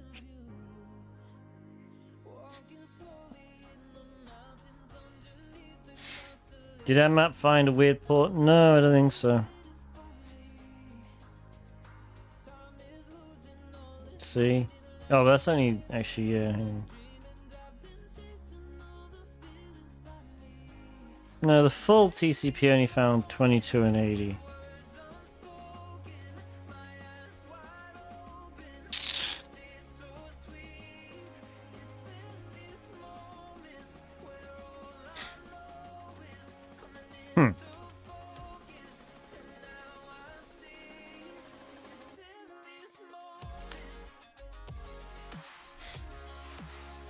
I don't think the follow-up was happening, that's the thing.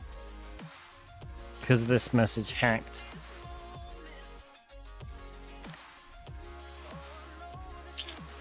Damn it, I thought we were on something. Well, let's just do stream res.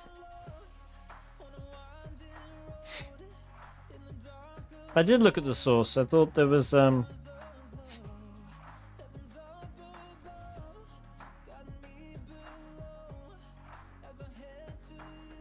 I miss something in the source code?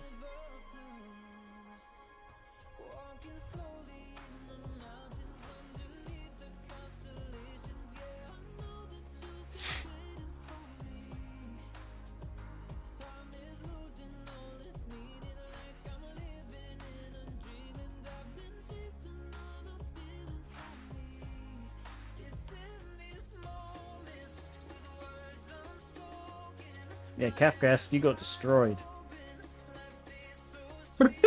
Still got 200 coins for it though.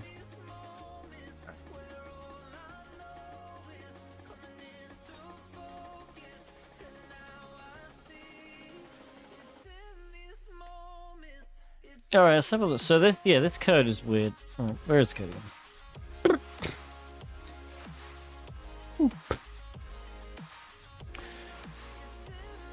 Target directory is CVs. The target file is a concatenation of the target directory plus the base name of the... This is a special thing. Basically, within this will get sent. And then it says... It checks for .pdf effectively anywhere in the file. And if it doesn't find it, it says this. And then it says, else if file exists, CV's already been uploaded, otherwise it moves. But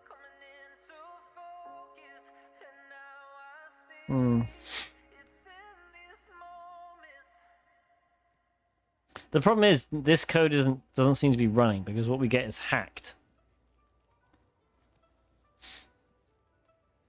Like, even if I upload test.pdf, we get hacked. I guess we could try doing something like this.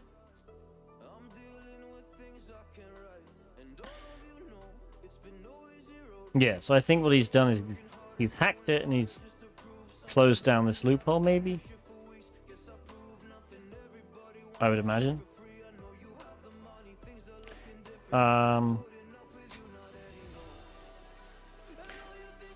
But then the question is, how do we get in?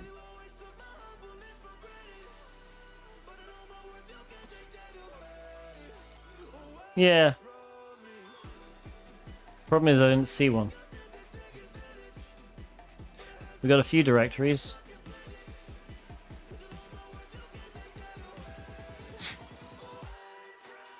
CSS doesn't have anything. There was a CSS folder. Maybe that's a custom.css.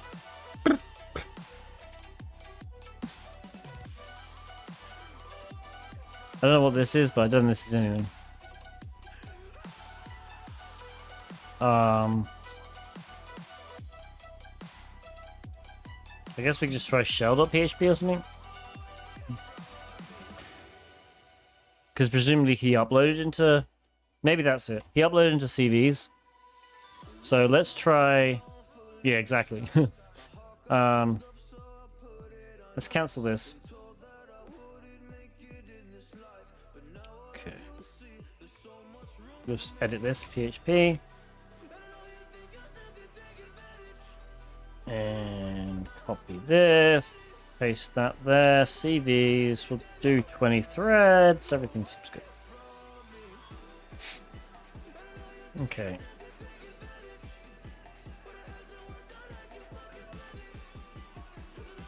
Yes, that was the only one where the directory listing was disabled, which obviously, I guess, is a big hint that you're supposed to brute force.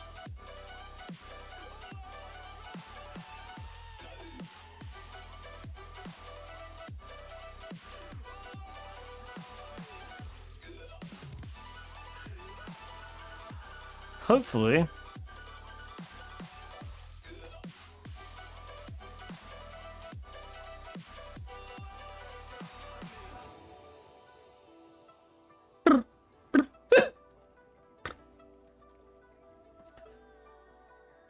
Hopefully we get some ink. This speed is very slow.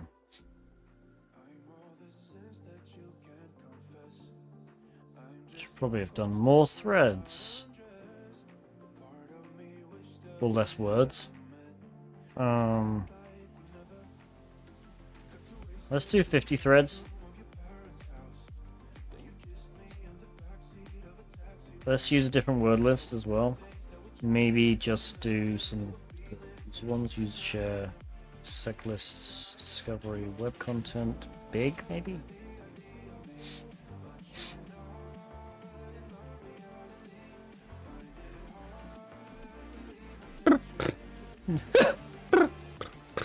Four minutes is a bit better.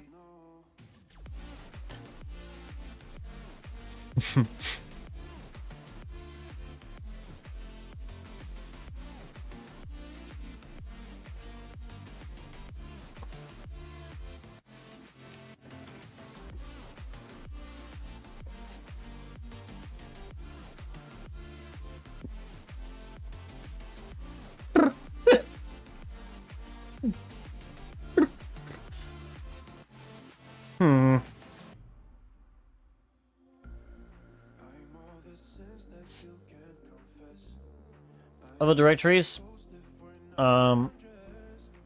Barracks Buster found dist, images, CSS, CVs. I think we tried images. Let me double check. Yeah.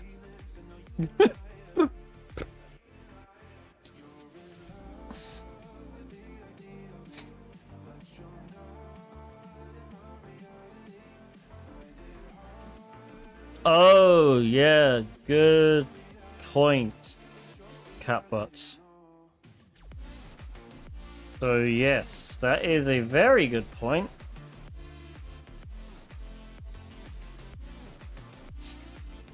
That is probably the extension.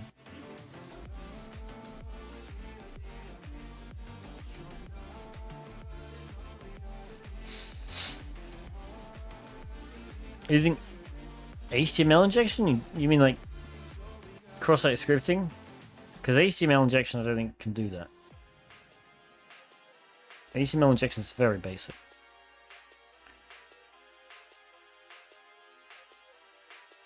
Come on, find something. I'm just gonna guess and maybe it's shell. PDF.php? It was! Alright. I would have probably found it. Alright. Let's just see, is it command? It is.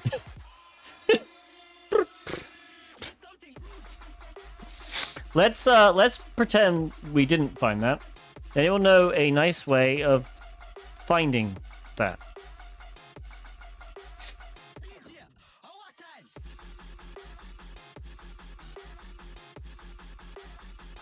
Fuzz, yeah. What we could do is use param miner, guess params, guess get params.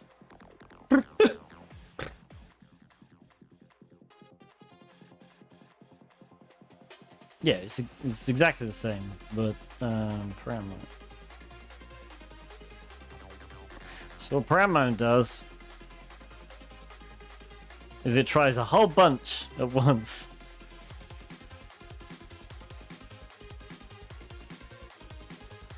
See?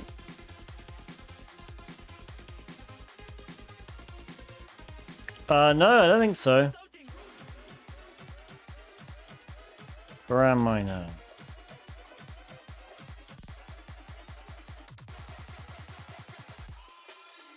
Nope.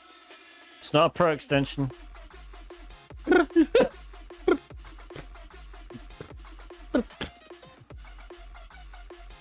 The only problem is you'll have to look here for the results. It does also put them here. But obviously this is only in Pro.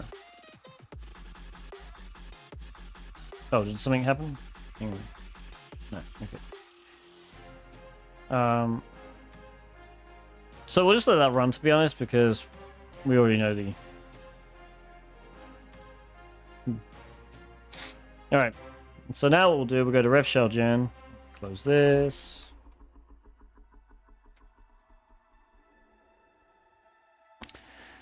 Okay, we'll do RevShellGen.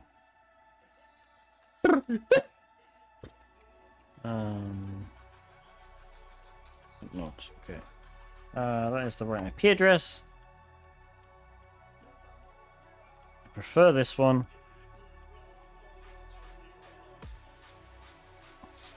And then we just need to encode it, which we can do in Hackverter very easily.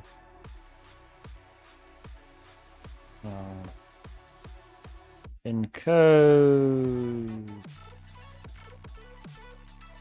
URL encode.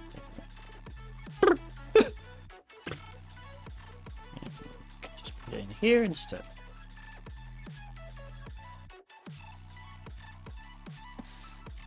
Who am I? Yay! Rich Python. Rich Python 3. Nice. I should probably do it. We're in. Python 3-C import pty bin bash. Okay, Control Z that, stty size, stty that one, stt oh.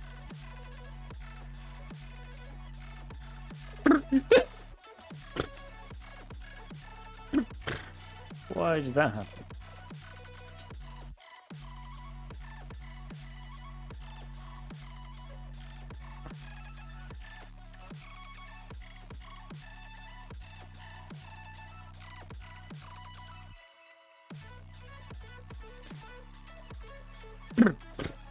Okay, so maybe they've replaced bin bash.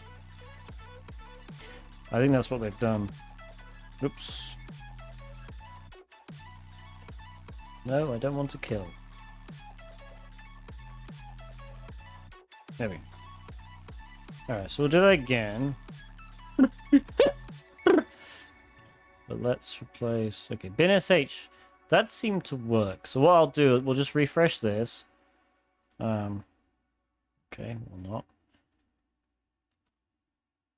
So instead of bin bash, we'll use bin sh. Okay. We'll use Python 3-C import pty pty.spawn bin sh.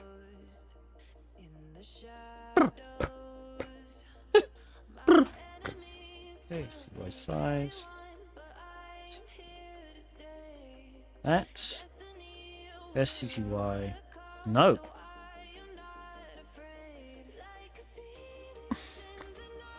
Okay. How bizarre. Did this find anything, by the way? Did it find it? Damn, I didn't find anything. How did that not find anything? Is it because when it doesn't...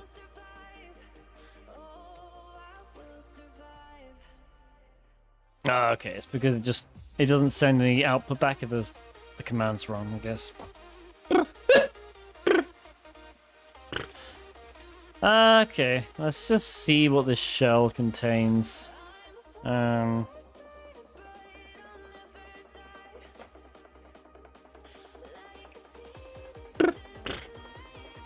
It's a very small shell. This box is not going to go down that easily. Okay, it just does that, literally. So...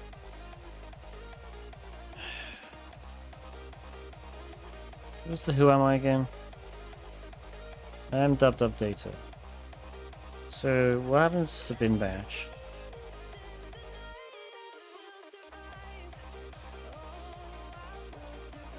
Can I just do a...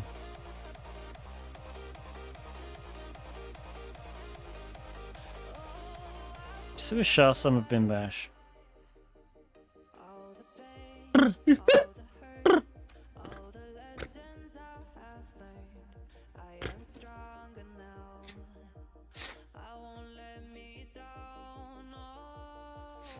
I should probably do LH 1.2 megs.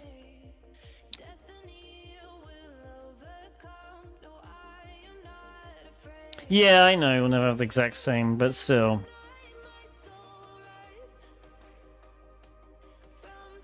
I was more looking for the size, honestly. Oh, that goes to dash thing. So that's weird.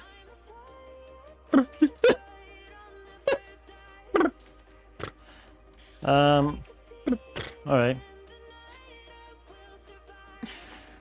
I guess let's just see if there's anything in the home directory. We'll do ls-la.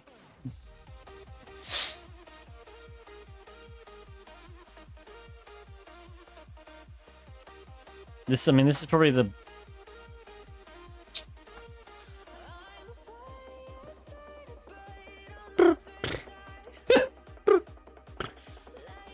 We can't put an SSH key in his directory, I would imagine. It's not writable.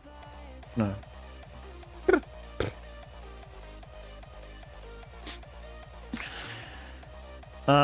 What happens if I don't... I'm just going to try getting a shell again. But I'm just going to leave it as a regular shell. Just a stupid reverse shell and see what happens.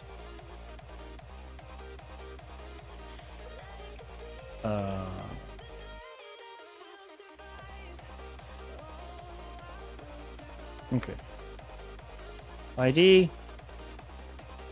CD home.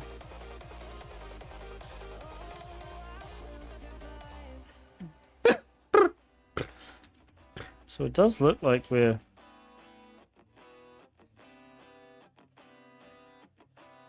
There we go.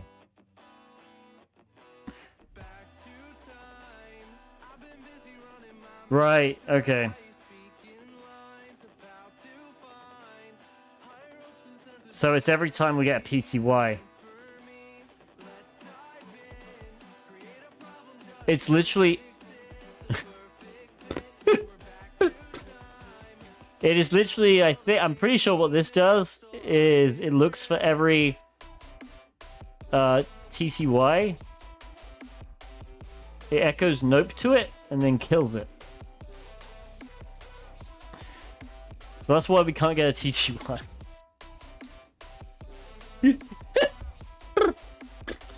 Well, that's fun. Alright, doesn't matter. At least we solved that one. So we can go to home. I'm going to Lachlan. We can cat user.txt. Oh, I got that. The magic word. Please! God damn it! Hate this hacker crap. Calling that. Yeah, we're going to use it.txt. We're part of the way there. Alright, there was a backup directory, wasn't there? Oh no, bin, there was a backup script. To do.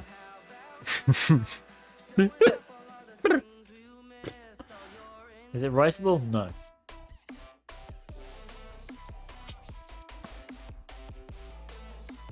Alright.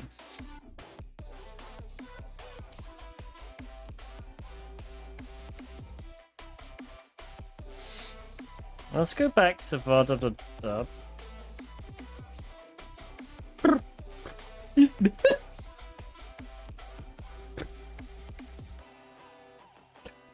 You know what I can do? I can just Control Z this and do the STTY, and then at least...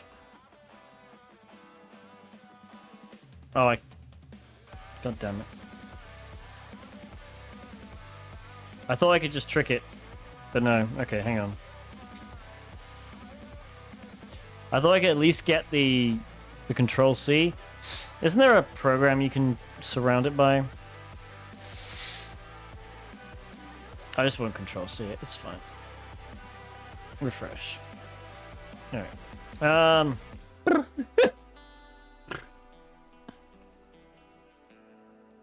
There's like RL wrap or something, right? HTML. Okay, was there anything else in... Yes. No. Okay. Anything else in var? Backups, maybe? No. Okay.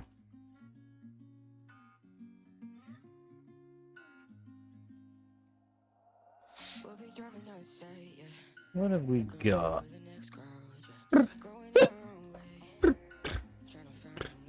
Can we see that? Yeah, that was a good point. Black one? There was a bash history. Well spotted.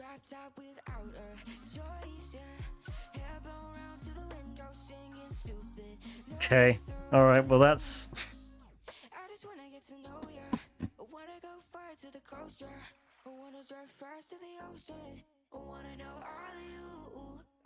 Oh boy.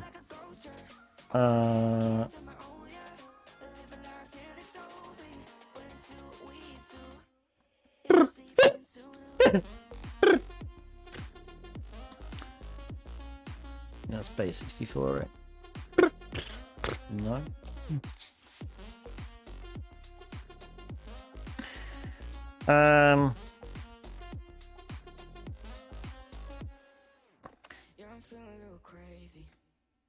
Doesn't password prompt for the... I imagine this is just the root user.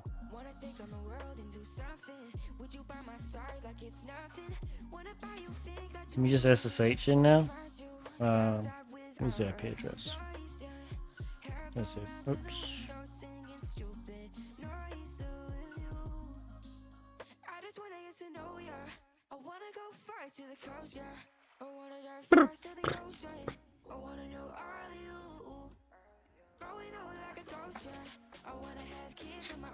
Did I actually...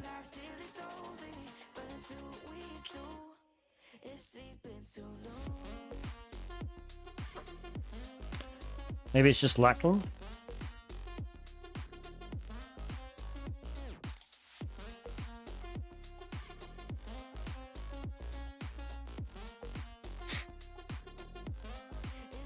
Alright, so it was Lackland's puzzle. So I'm not sure whether this will kill my shell.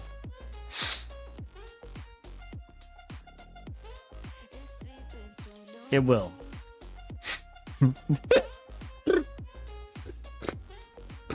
Fantastic.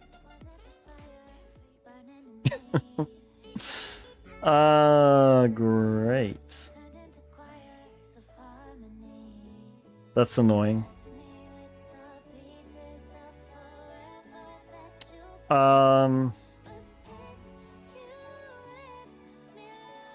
Yeah.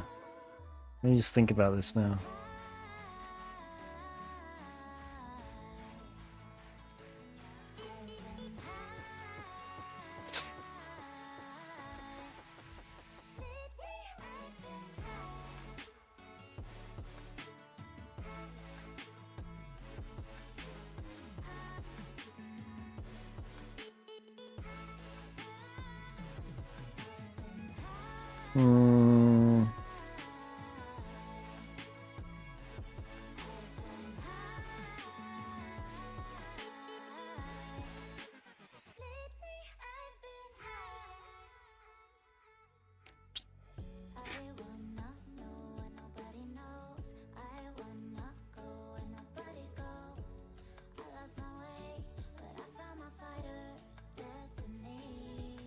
Yeah, I was thinking -T, but then what do we do?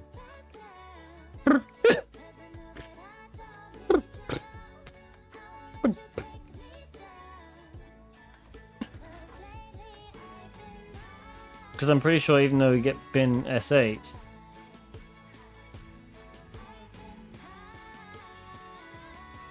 I think this is still going to kill me. We are SSH'd on.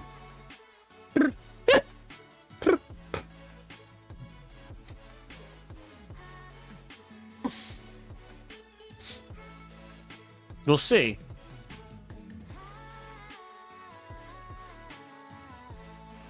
Might be alright. Okay. This looks promising. Close the terminal, yeah. Let's see. Alright.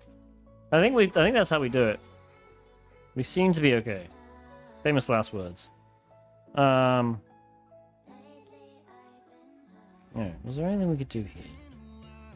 So maybe this is already running as a cron job or something?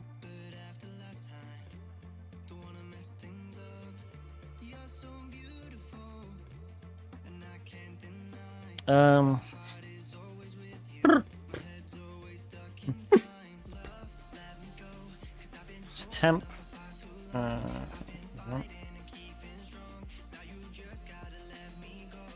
Why did I do that? Temp directory is just a regular directory, so can we just do like echo touch test into backup.sh? And now if we have backup.sh. Oh wait.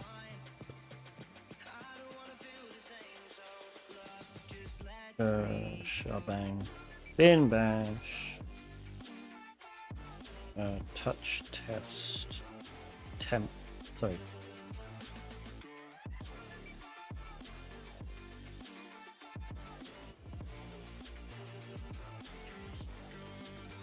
Alright.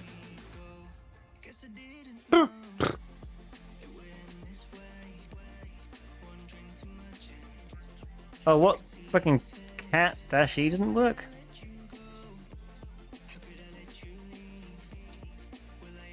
No, E. Oh, jeez. Alright.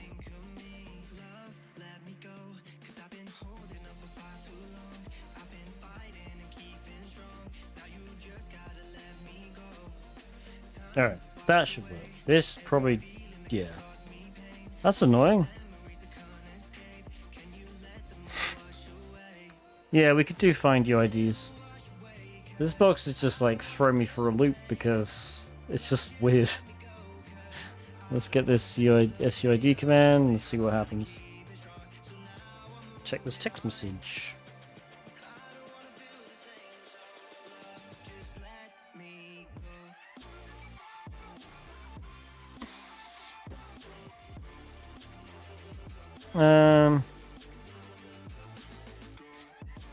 Doesn't look like it. Everything's here seems okay.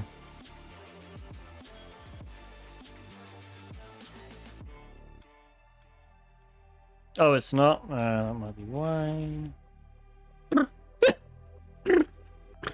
Thank you for checking.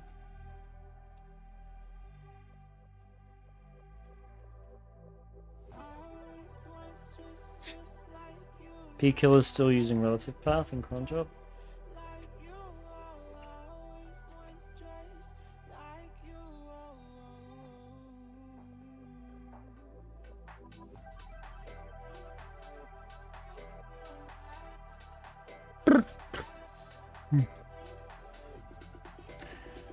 Could it be an RFI and make our lives easier?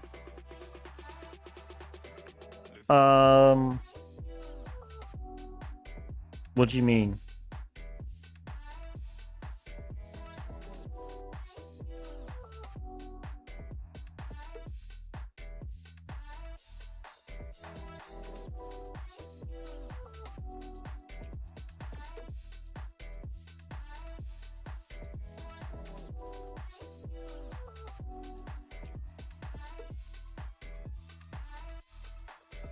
Okay, let's just see if this ran at all.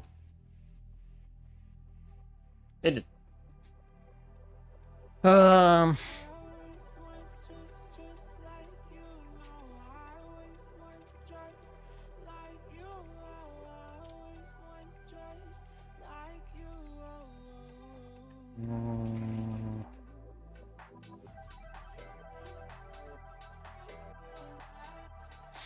Definitely no other users, right? Yeah.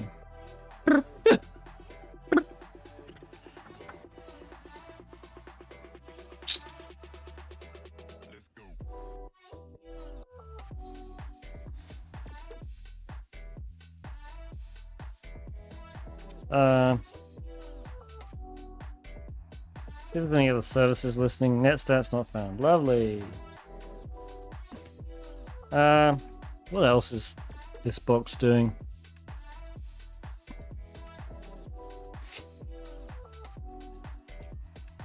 I think the pkill-t is special. No.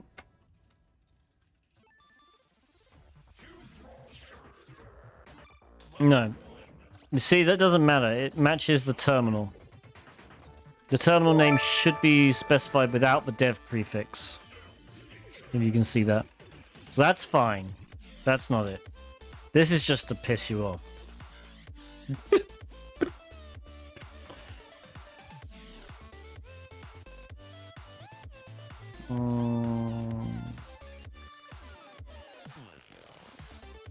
I guess we could just check and see what the permissions on bin sleep are. No. Okay, we'll do stream raiders while we mold. Unexpectedly.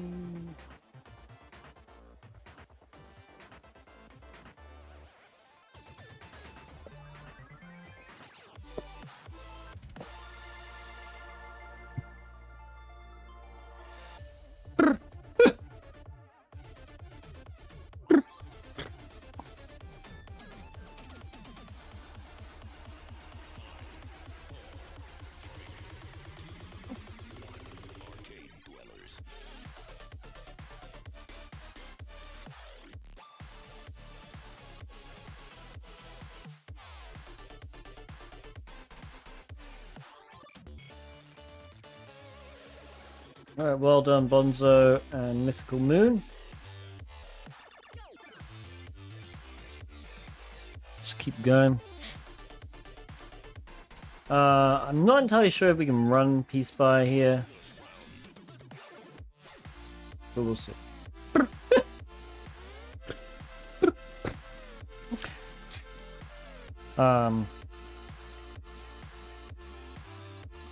Oops. Record.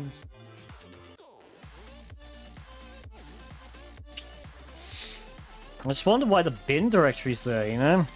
With the backup file? Is that really not doing?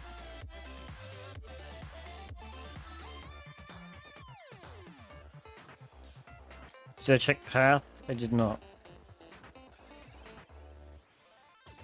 Looks pretty standard. Apart from snap bin, but... Oh, did I use... No. I don't think it's in our... It's not in our path, that's the problem.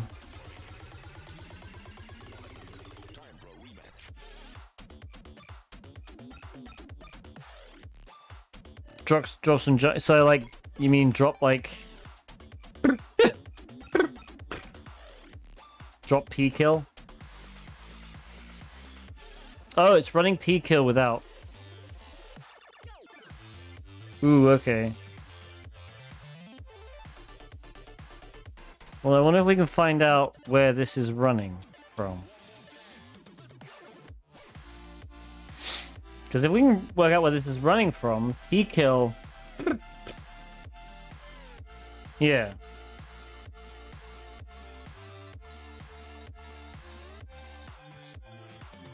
What happens if we just do... Like, let's echo...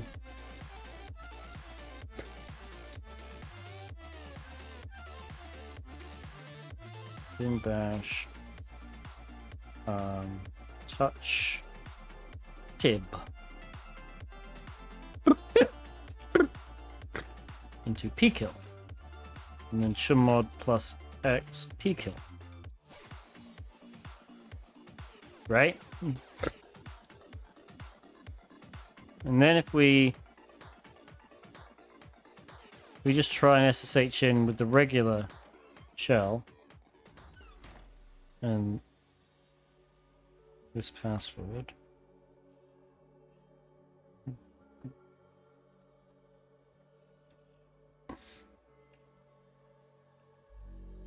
Okay, but did that...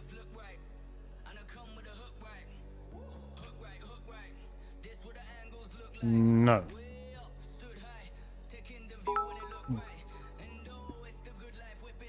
Stay awesome, my dude. Did it? Oh, it worked. We still have a shell. I don't know where it's running P-kill, but it's definitely running this P-kill. Okay, that's easy then. We just have to do this. Hang on. Rev shell gen. Probably do a different one. Let's just do the bash one. Right, and NC. I mean, I'm not sure how you're supposed to figure this one out, really. It's kind of obnoxious, I guess. Am I in bin? I'm not. No, I am. Okay. Alright, so I want to echo bin. Actually, I could just echo this and then just like do this.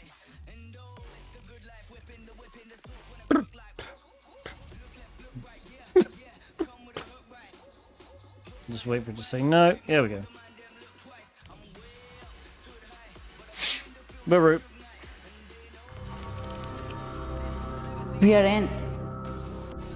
Alright, so that, I mean, that was I don't know how to describe it. That was very tricky to notice. You had to notice that P-kill here was being run without an absolute path. However, like if I echo path here. Yeah, like there's no way of figuring out that root has this in it. Like, why would root have this in it?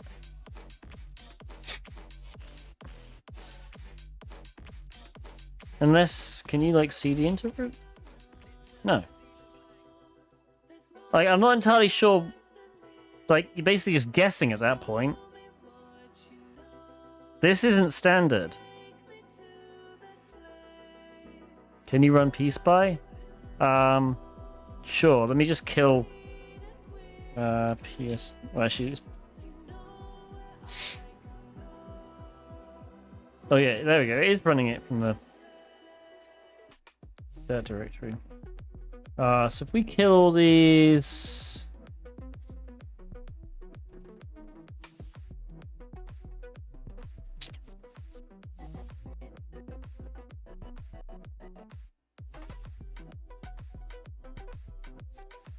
Kill -9.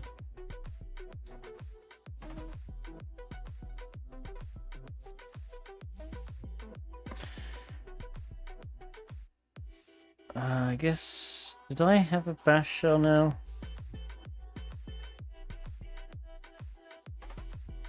Yeah, I do. Alright, so I can just kill all bin SH, I think.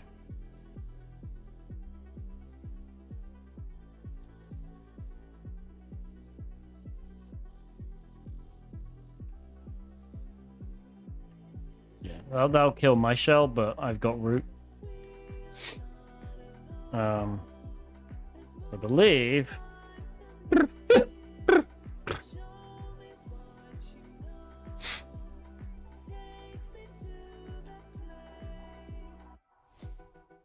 Yes, this is the one. This is the one it's running. All right, so now we can actually SSH back in as Lachlan with regular, and now it shouldn't do anything. Now we can run P-Spy. So I believe this should be fine. So if I do wget, because we basically killed all the stuff that was attacking us. Oh, apparently I didn't. But at least this works. What the hell? These stupid... Oh, it's a cron job, isn't it?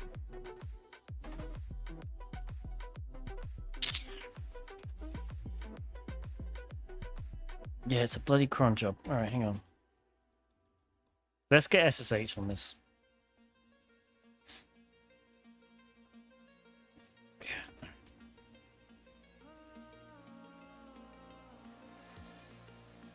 We're going to shove my SSH key into authorized keys.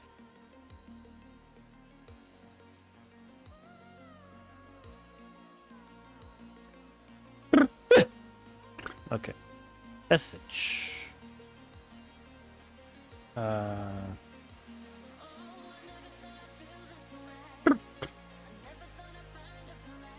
There we go. Okay, so now I can do cron tab dash E. We'll use Vim Basic. Okay.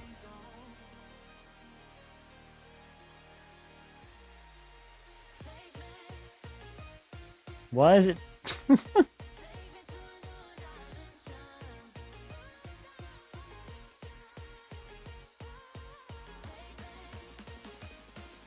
What am I doing? No, I need PS. Okay, there's something...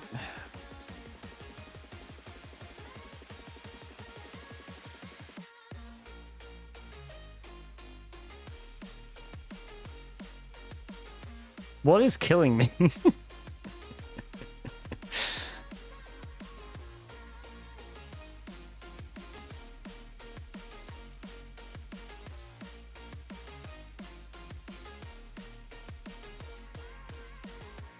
I mean, this is spawned by 4453.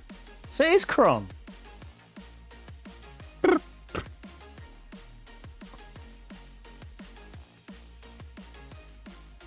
The cron tab doesn't say anything.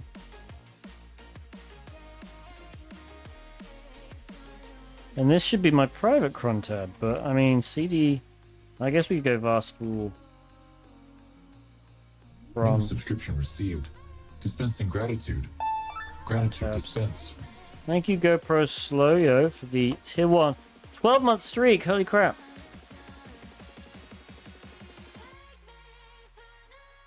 Maybe it's at jobs? I don't know what... I don't know where this freaking cron thing is happening. Oh my god, this is so annoying.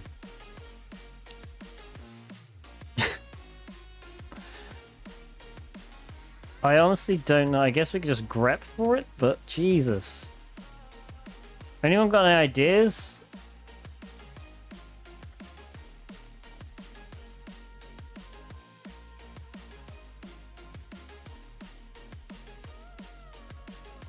Oh, it might be a timer, yeah.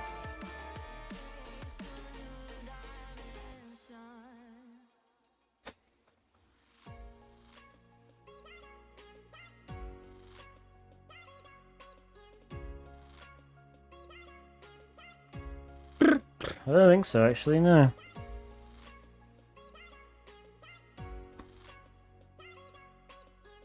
Nope.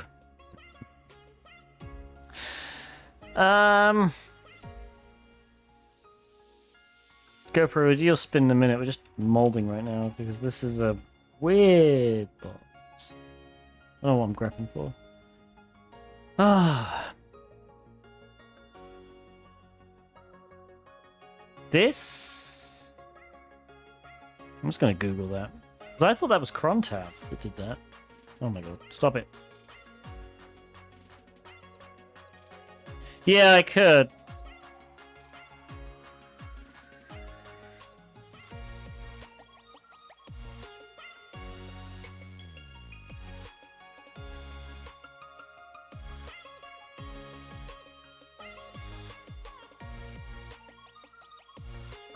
Tab dash L. I mean, that's no cron tab for root. Yeah, there wasn't one. Well, log cron, maybe.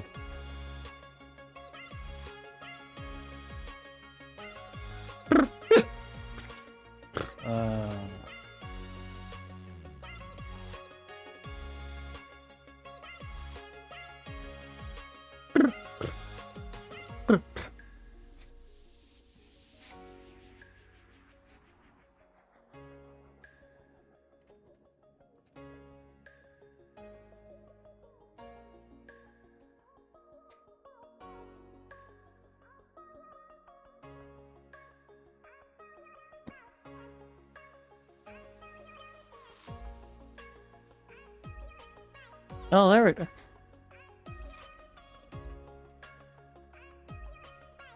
Is it just random freaking? It was persistence. Yep.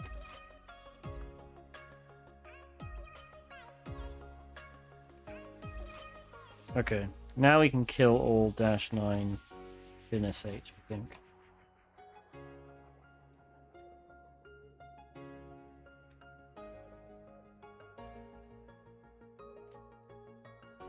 Alright, I think that's fine.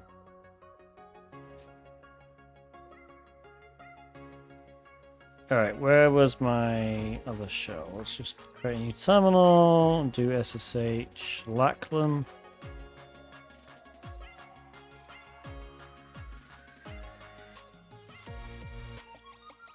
No, it wasn't the sleep command doing it, I don't think. Okay, let's do wget HTTP 10.13.2.135 reverse peace by 64. Okay. Apache to start.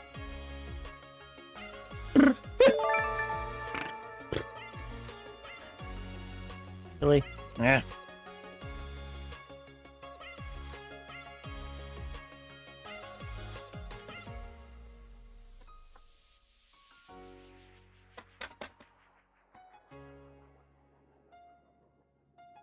All right.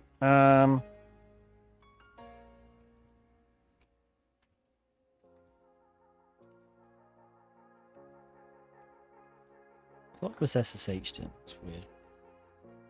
No, we've already done root. We're just trying to see. Oh, we figured it out. Well, that's why we were doing pspy, wasn't it? Ironically, the only reason we used pspy was to see what the fuck was running it. I'm just behind. I'm really COVID brain right now.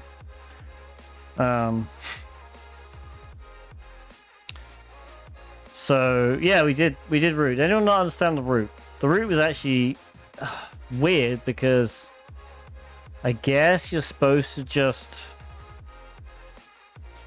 randomly notice that the kill command is just pkill, and there is a bin directory in Lachlan's home directory, which is writable, obviously, and you could just add something there. So that's all. I don't really think it's a good path to root, but whatever. Let's do TryHackMe. Yeah. I wouldn't say it was. I mean, it's a good one in the sense of the technology behind it, but the path wasn't very good.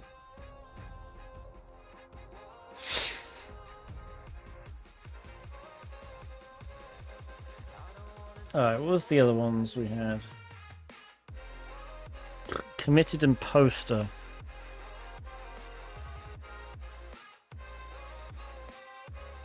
I kind of feel like just doing poster, honestly. We'll do a spin though for GoPro.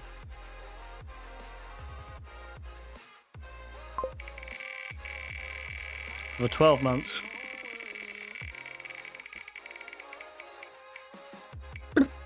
Well, looky there.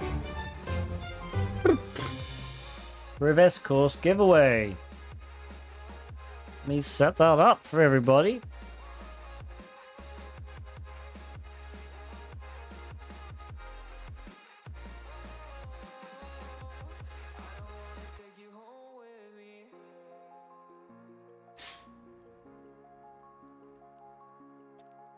Coupons. Alright, create code. 100% off.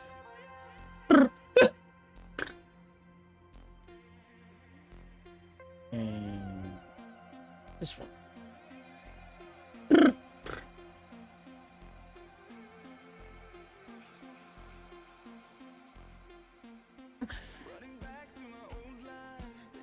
Alright, let me just grab the coupon link. No, it's a giveaway to everybody. There you go. You click on that link. Go to Hackers Academy. It will say the price, but if you go to the checkout, you should be able to get it for free. It should discount it completely. Yeah, works for me. Works for me, therefore it should work for everybody. Yeah, well, it's celebration. You can all thank GoPro for subscribing for 12 months. Yes, next course is going to be good. All right. Yeah, that was Hacker versus Hacker. It was kind of weird. I'm not entirely sure how I feel about the Privesk there. It was fun getting the shell and getting kicked off and then realizing you could just spawn SH. I kind of feel like doing poster. We haven't done poster, and it's been... The members of a trusted VC get a beta. Maybe. Depending on...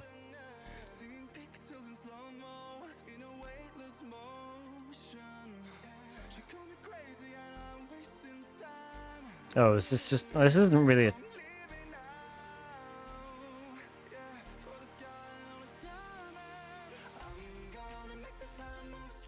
Yeah, looks like a boring box, actually. It's just fucking going...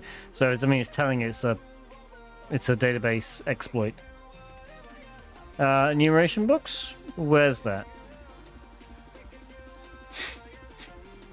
This one?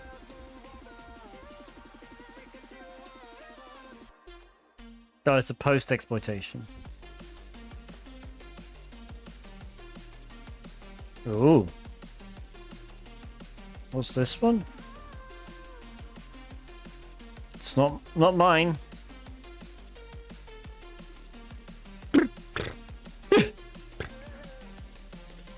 And this one's mine either. Nope.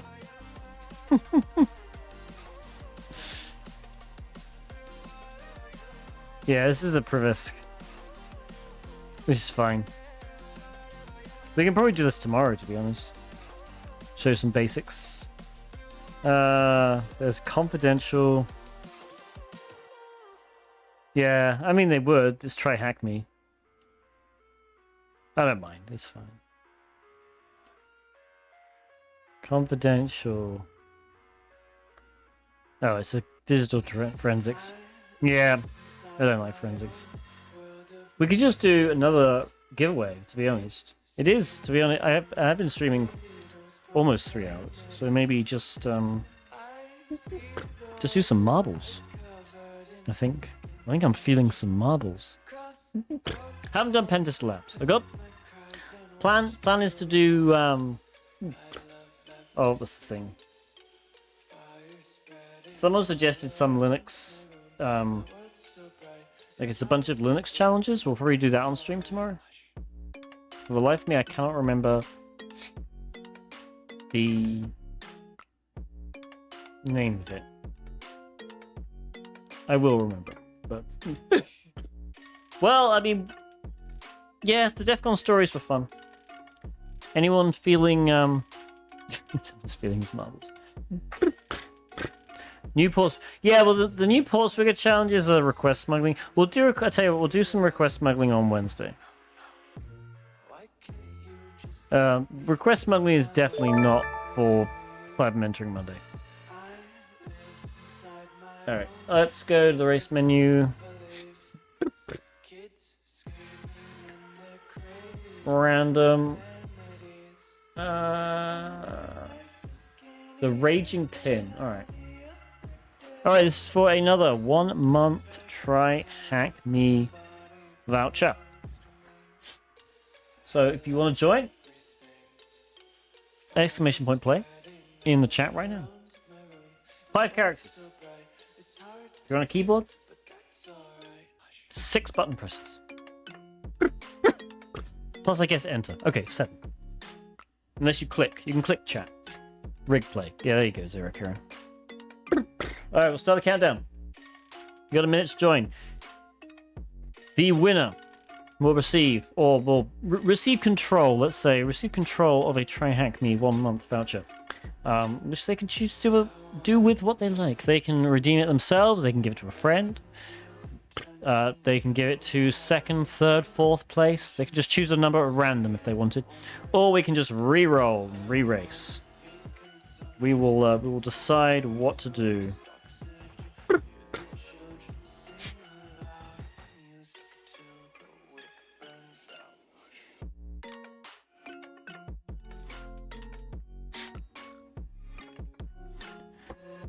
Alright. 15 seconds.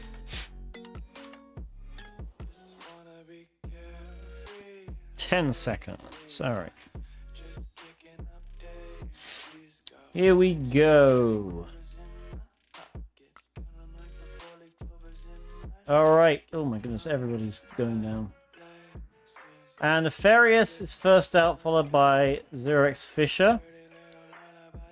And Vukanovich again out to the front, but Nefarious. Okay, Hunterbot just. Okay. A lot of people fell off. Bonzo is out first. Are they going to make it through this? Or is. Oh, they do. They do. Throwmaster almost had them, but Bonzo is off. The race is yet still in the lead. This looks like it's Bonzo's race to lose right now. Just a guy coming up quick though. Giving a little boost to Bonzo, I think, instead. Ooh. My goodness, this is Bonzo though loses all their momentum. Lots of people falling off. There's me. Oh, I just took the lead. Let's follow my marble now. Everyone's going to spam rigged in chat. Oh, will I make it? Oh, I don't know what the hell this thing is. Oh, Bonzo is now ahead. Nope, Bonzo fell off. I think we've all got to make it onto the top of this thing. And then it somehow boosts us, maybe? I don't know. Has anyone won yet?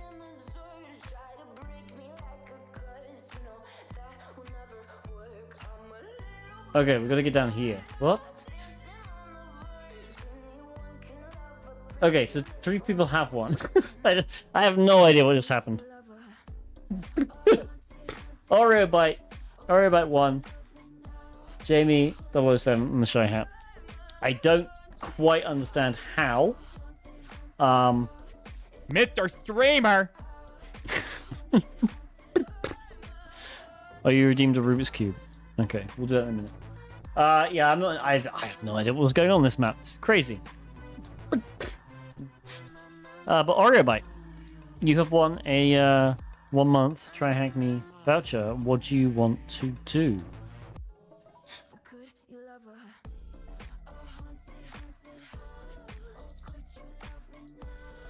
Do you wanna keep it? Give it someone? People are still like winning. Like, oh, I'm still up there.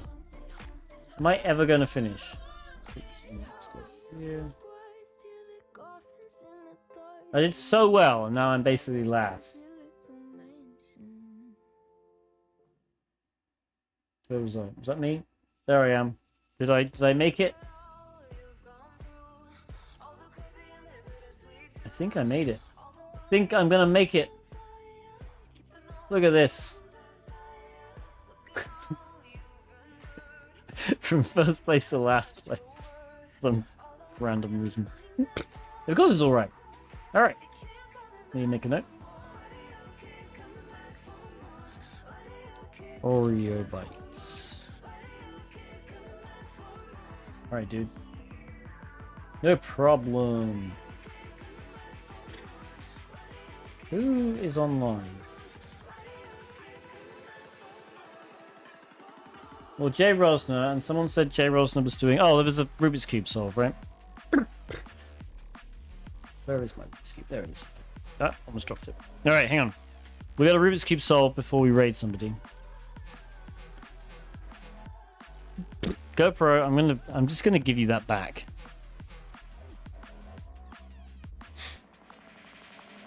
Right, there you go. You can have your points back, GoPro.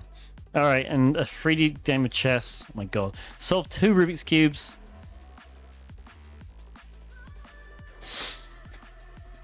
I mean, there's no point in using Zap. We're not doing anything anymore. Alright, I'm gonna look away and just scramble this thing.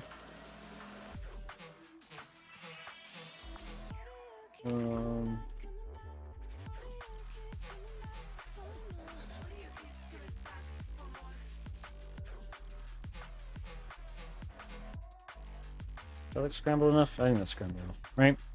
Alright, let's do this solve. Okay.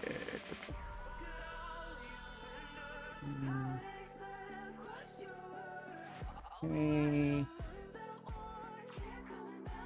Make sure I'm actually on screen.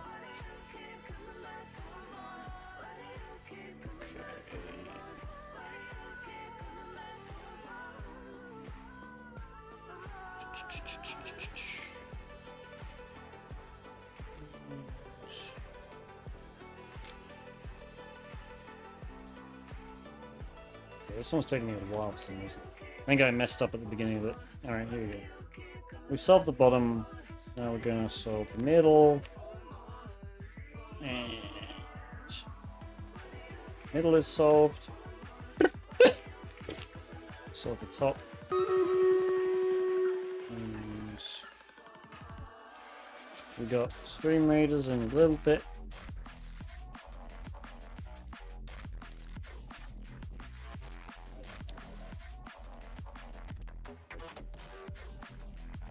Almost done.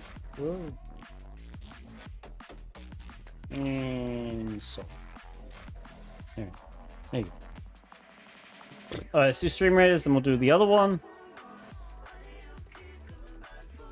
I've tried the 4x4. 4x4 is freaking insane.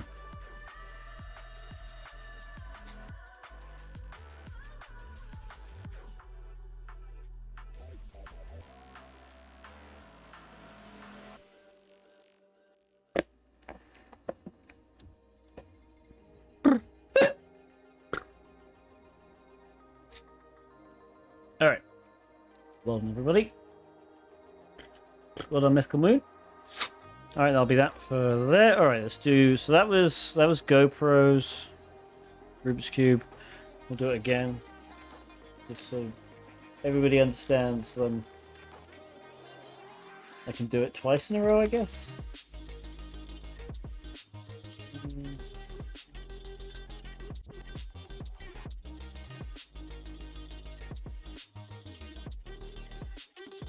Is that scrambled enough? Probably. Alright. Okay, let's solve this one.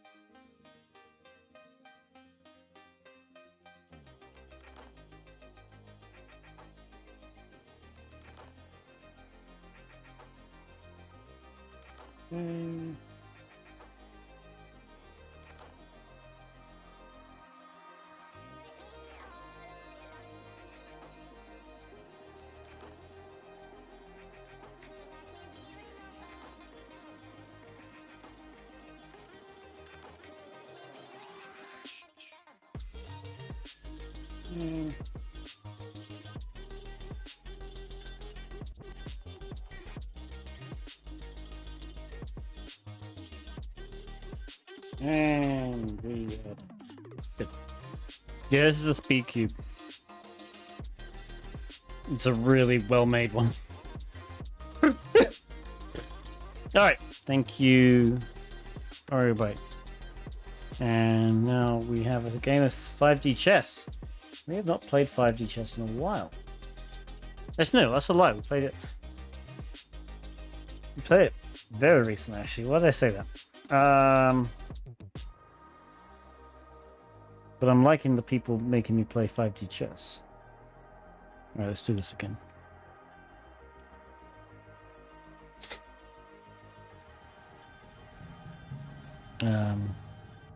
Alright.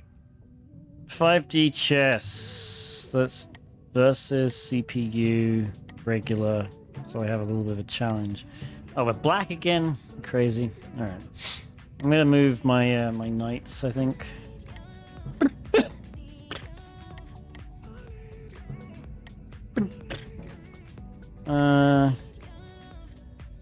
Do anything good there?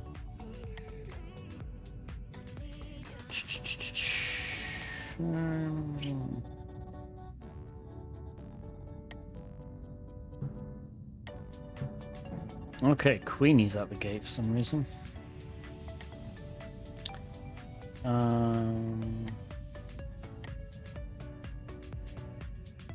I can take. I can go back in time and take that. Oh, what? You've sent 2 queens to your board over there? That was nasty, man. Alright, can I do anything useful?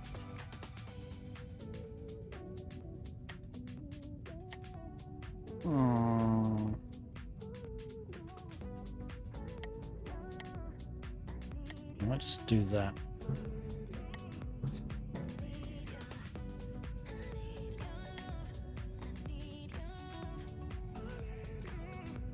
Oops. Okay, I've got a board here.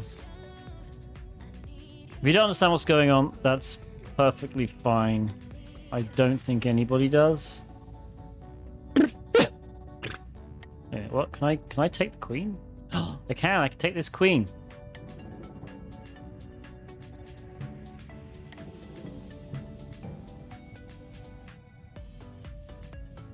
Alright, well I took a queen with a knight, that's gotta be good. Now this is under threat.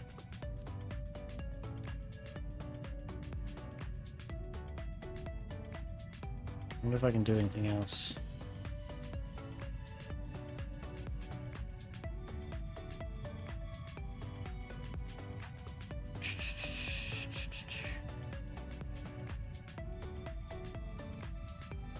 I guess I could defend it here. Yeah, why not do that? I'm gonna make a defense. Okay.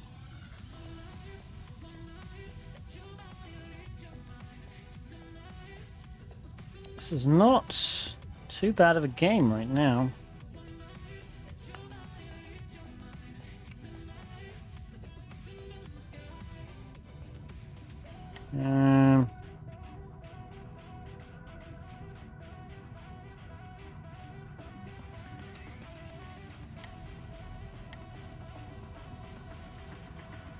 Okay.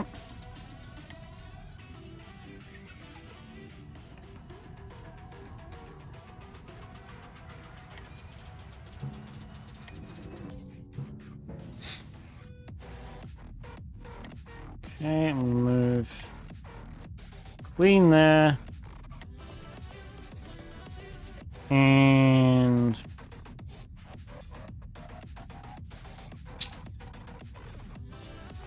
I should just keep attacking, honestly. Probably not. Let's move a queen out again.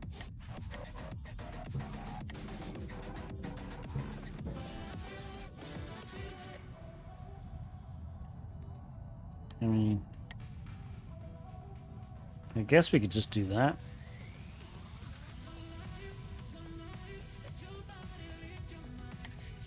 Sure. This guy has 2 kings now.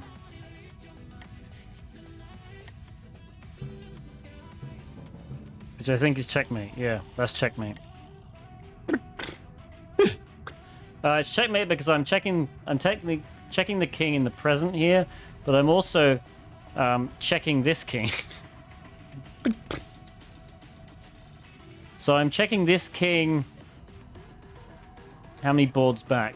1, 2, 3 boards in the past, and across. I think this is only one dimension because this guy comes out of here. Yeah. So, oh, and I'm also checking. Okay, yeah, okay. I got quite a few checkmates. So, basically, how this game works is if you can ever get your piece into a position where it's checking a king in the past, and it can't be taken, which obviously this queen can't be taken by anything right now. So it doesn't matter because like in regular chess, right? You could always block this check with the knight, right? You can move your knight there, block the check. This is irrelevant. Oh my god, this queen is actually checking 3 times because this queen, because she moves through dimensions, she can move any direction, any number of squares through any number of dimensions.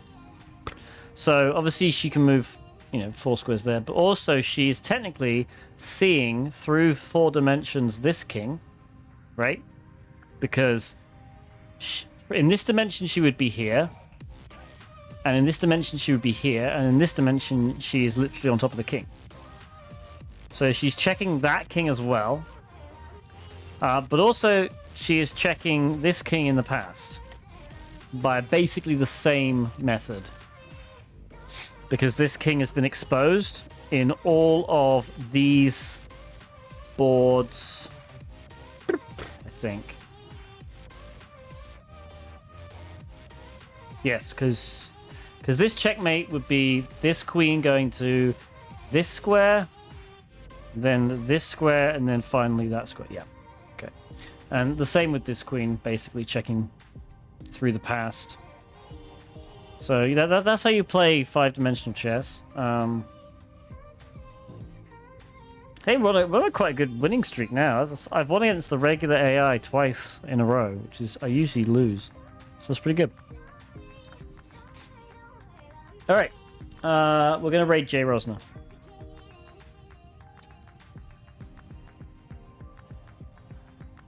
And I will mark that as that. All right. I'm going to put the stream ending up. Thank you very much for joining me today on the Screenwise socials. Please give me a follow on Twitter. Please join the Discord server. Subscribe to my YouTube channel. And please give me a follow on Twitch. And if you can, show up to my streams. Really appreciate it. Trying to make partner. We're very close. I just need to get the average viewer count up. So the more people that show up to the streams and stay, the better. We will be here most likely tomorrow for Cyber Mentoring Monday, where we'll probably try and go over some Linux stuff, Linux basics. But thank you so much. Now let's raid Jay Rosner.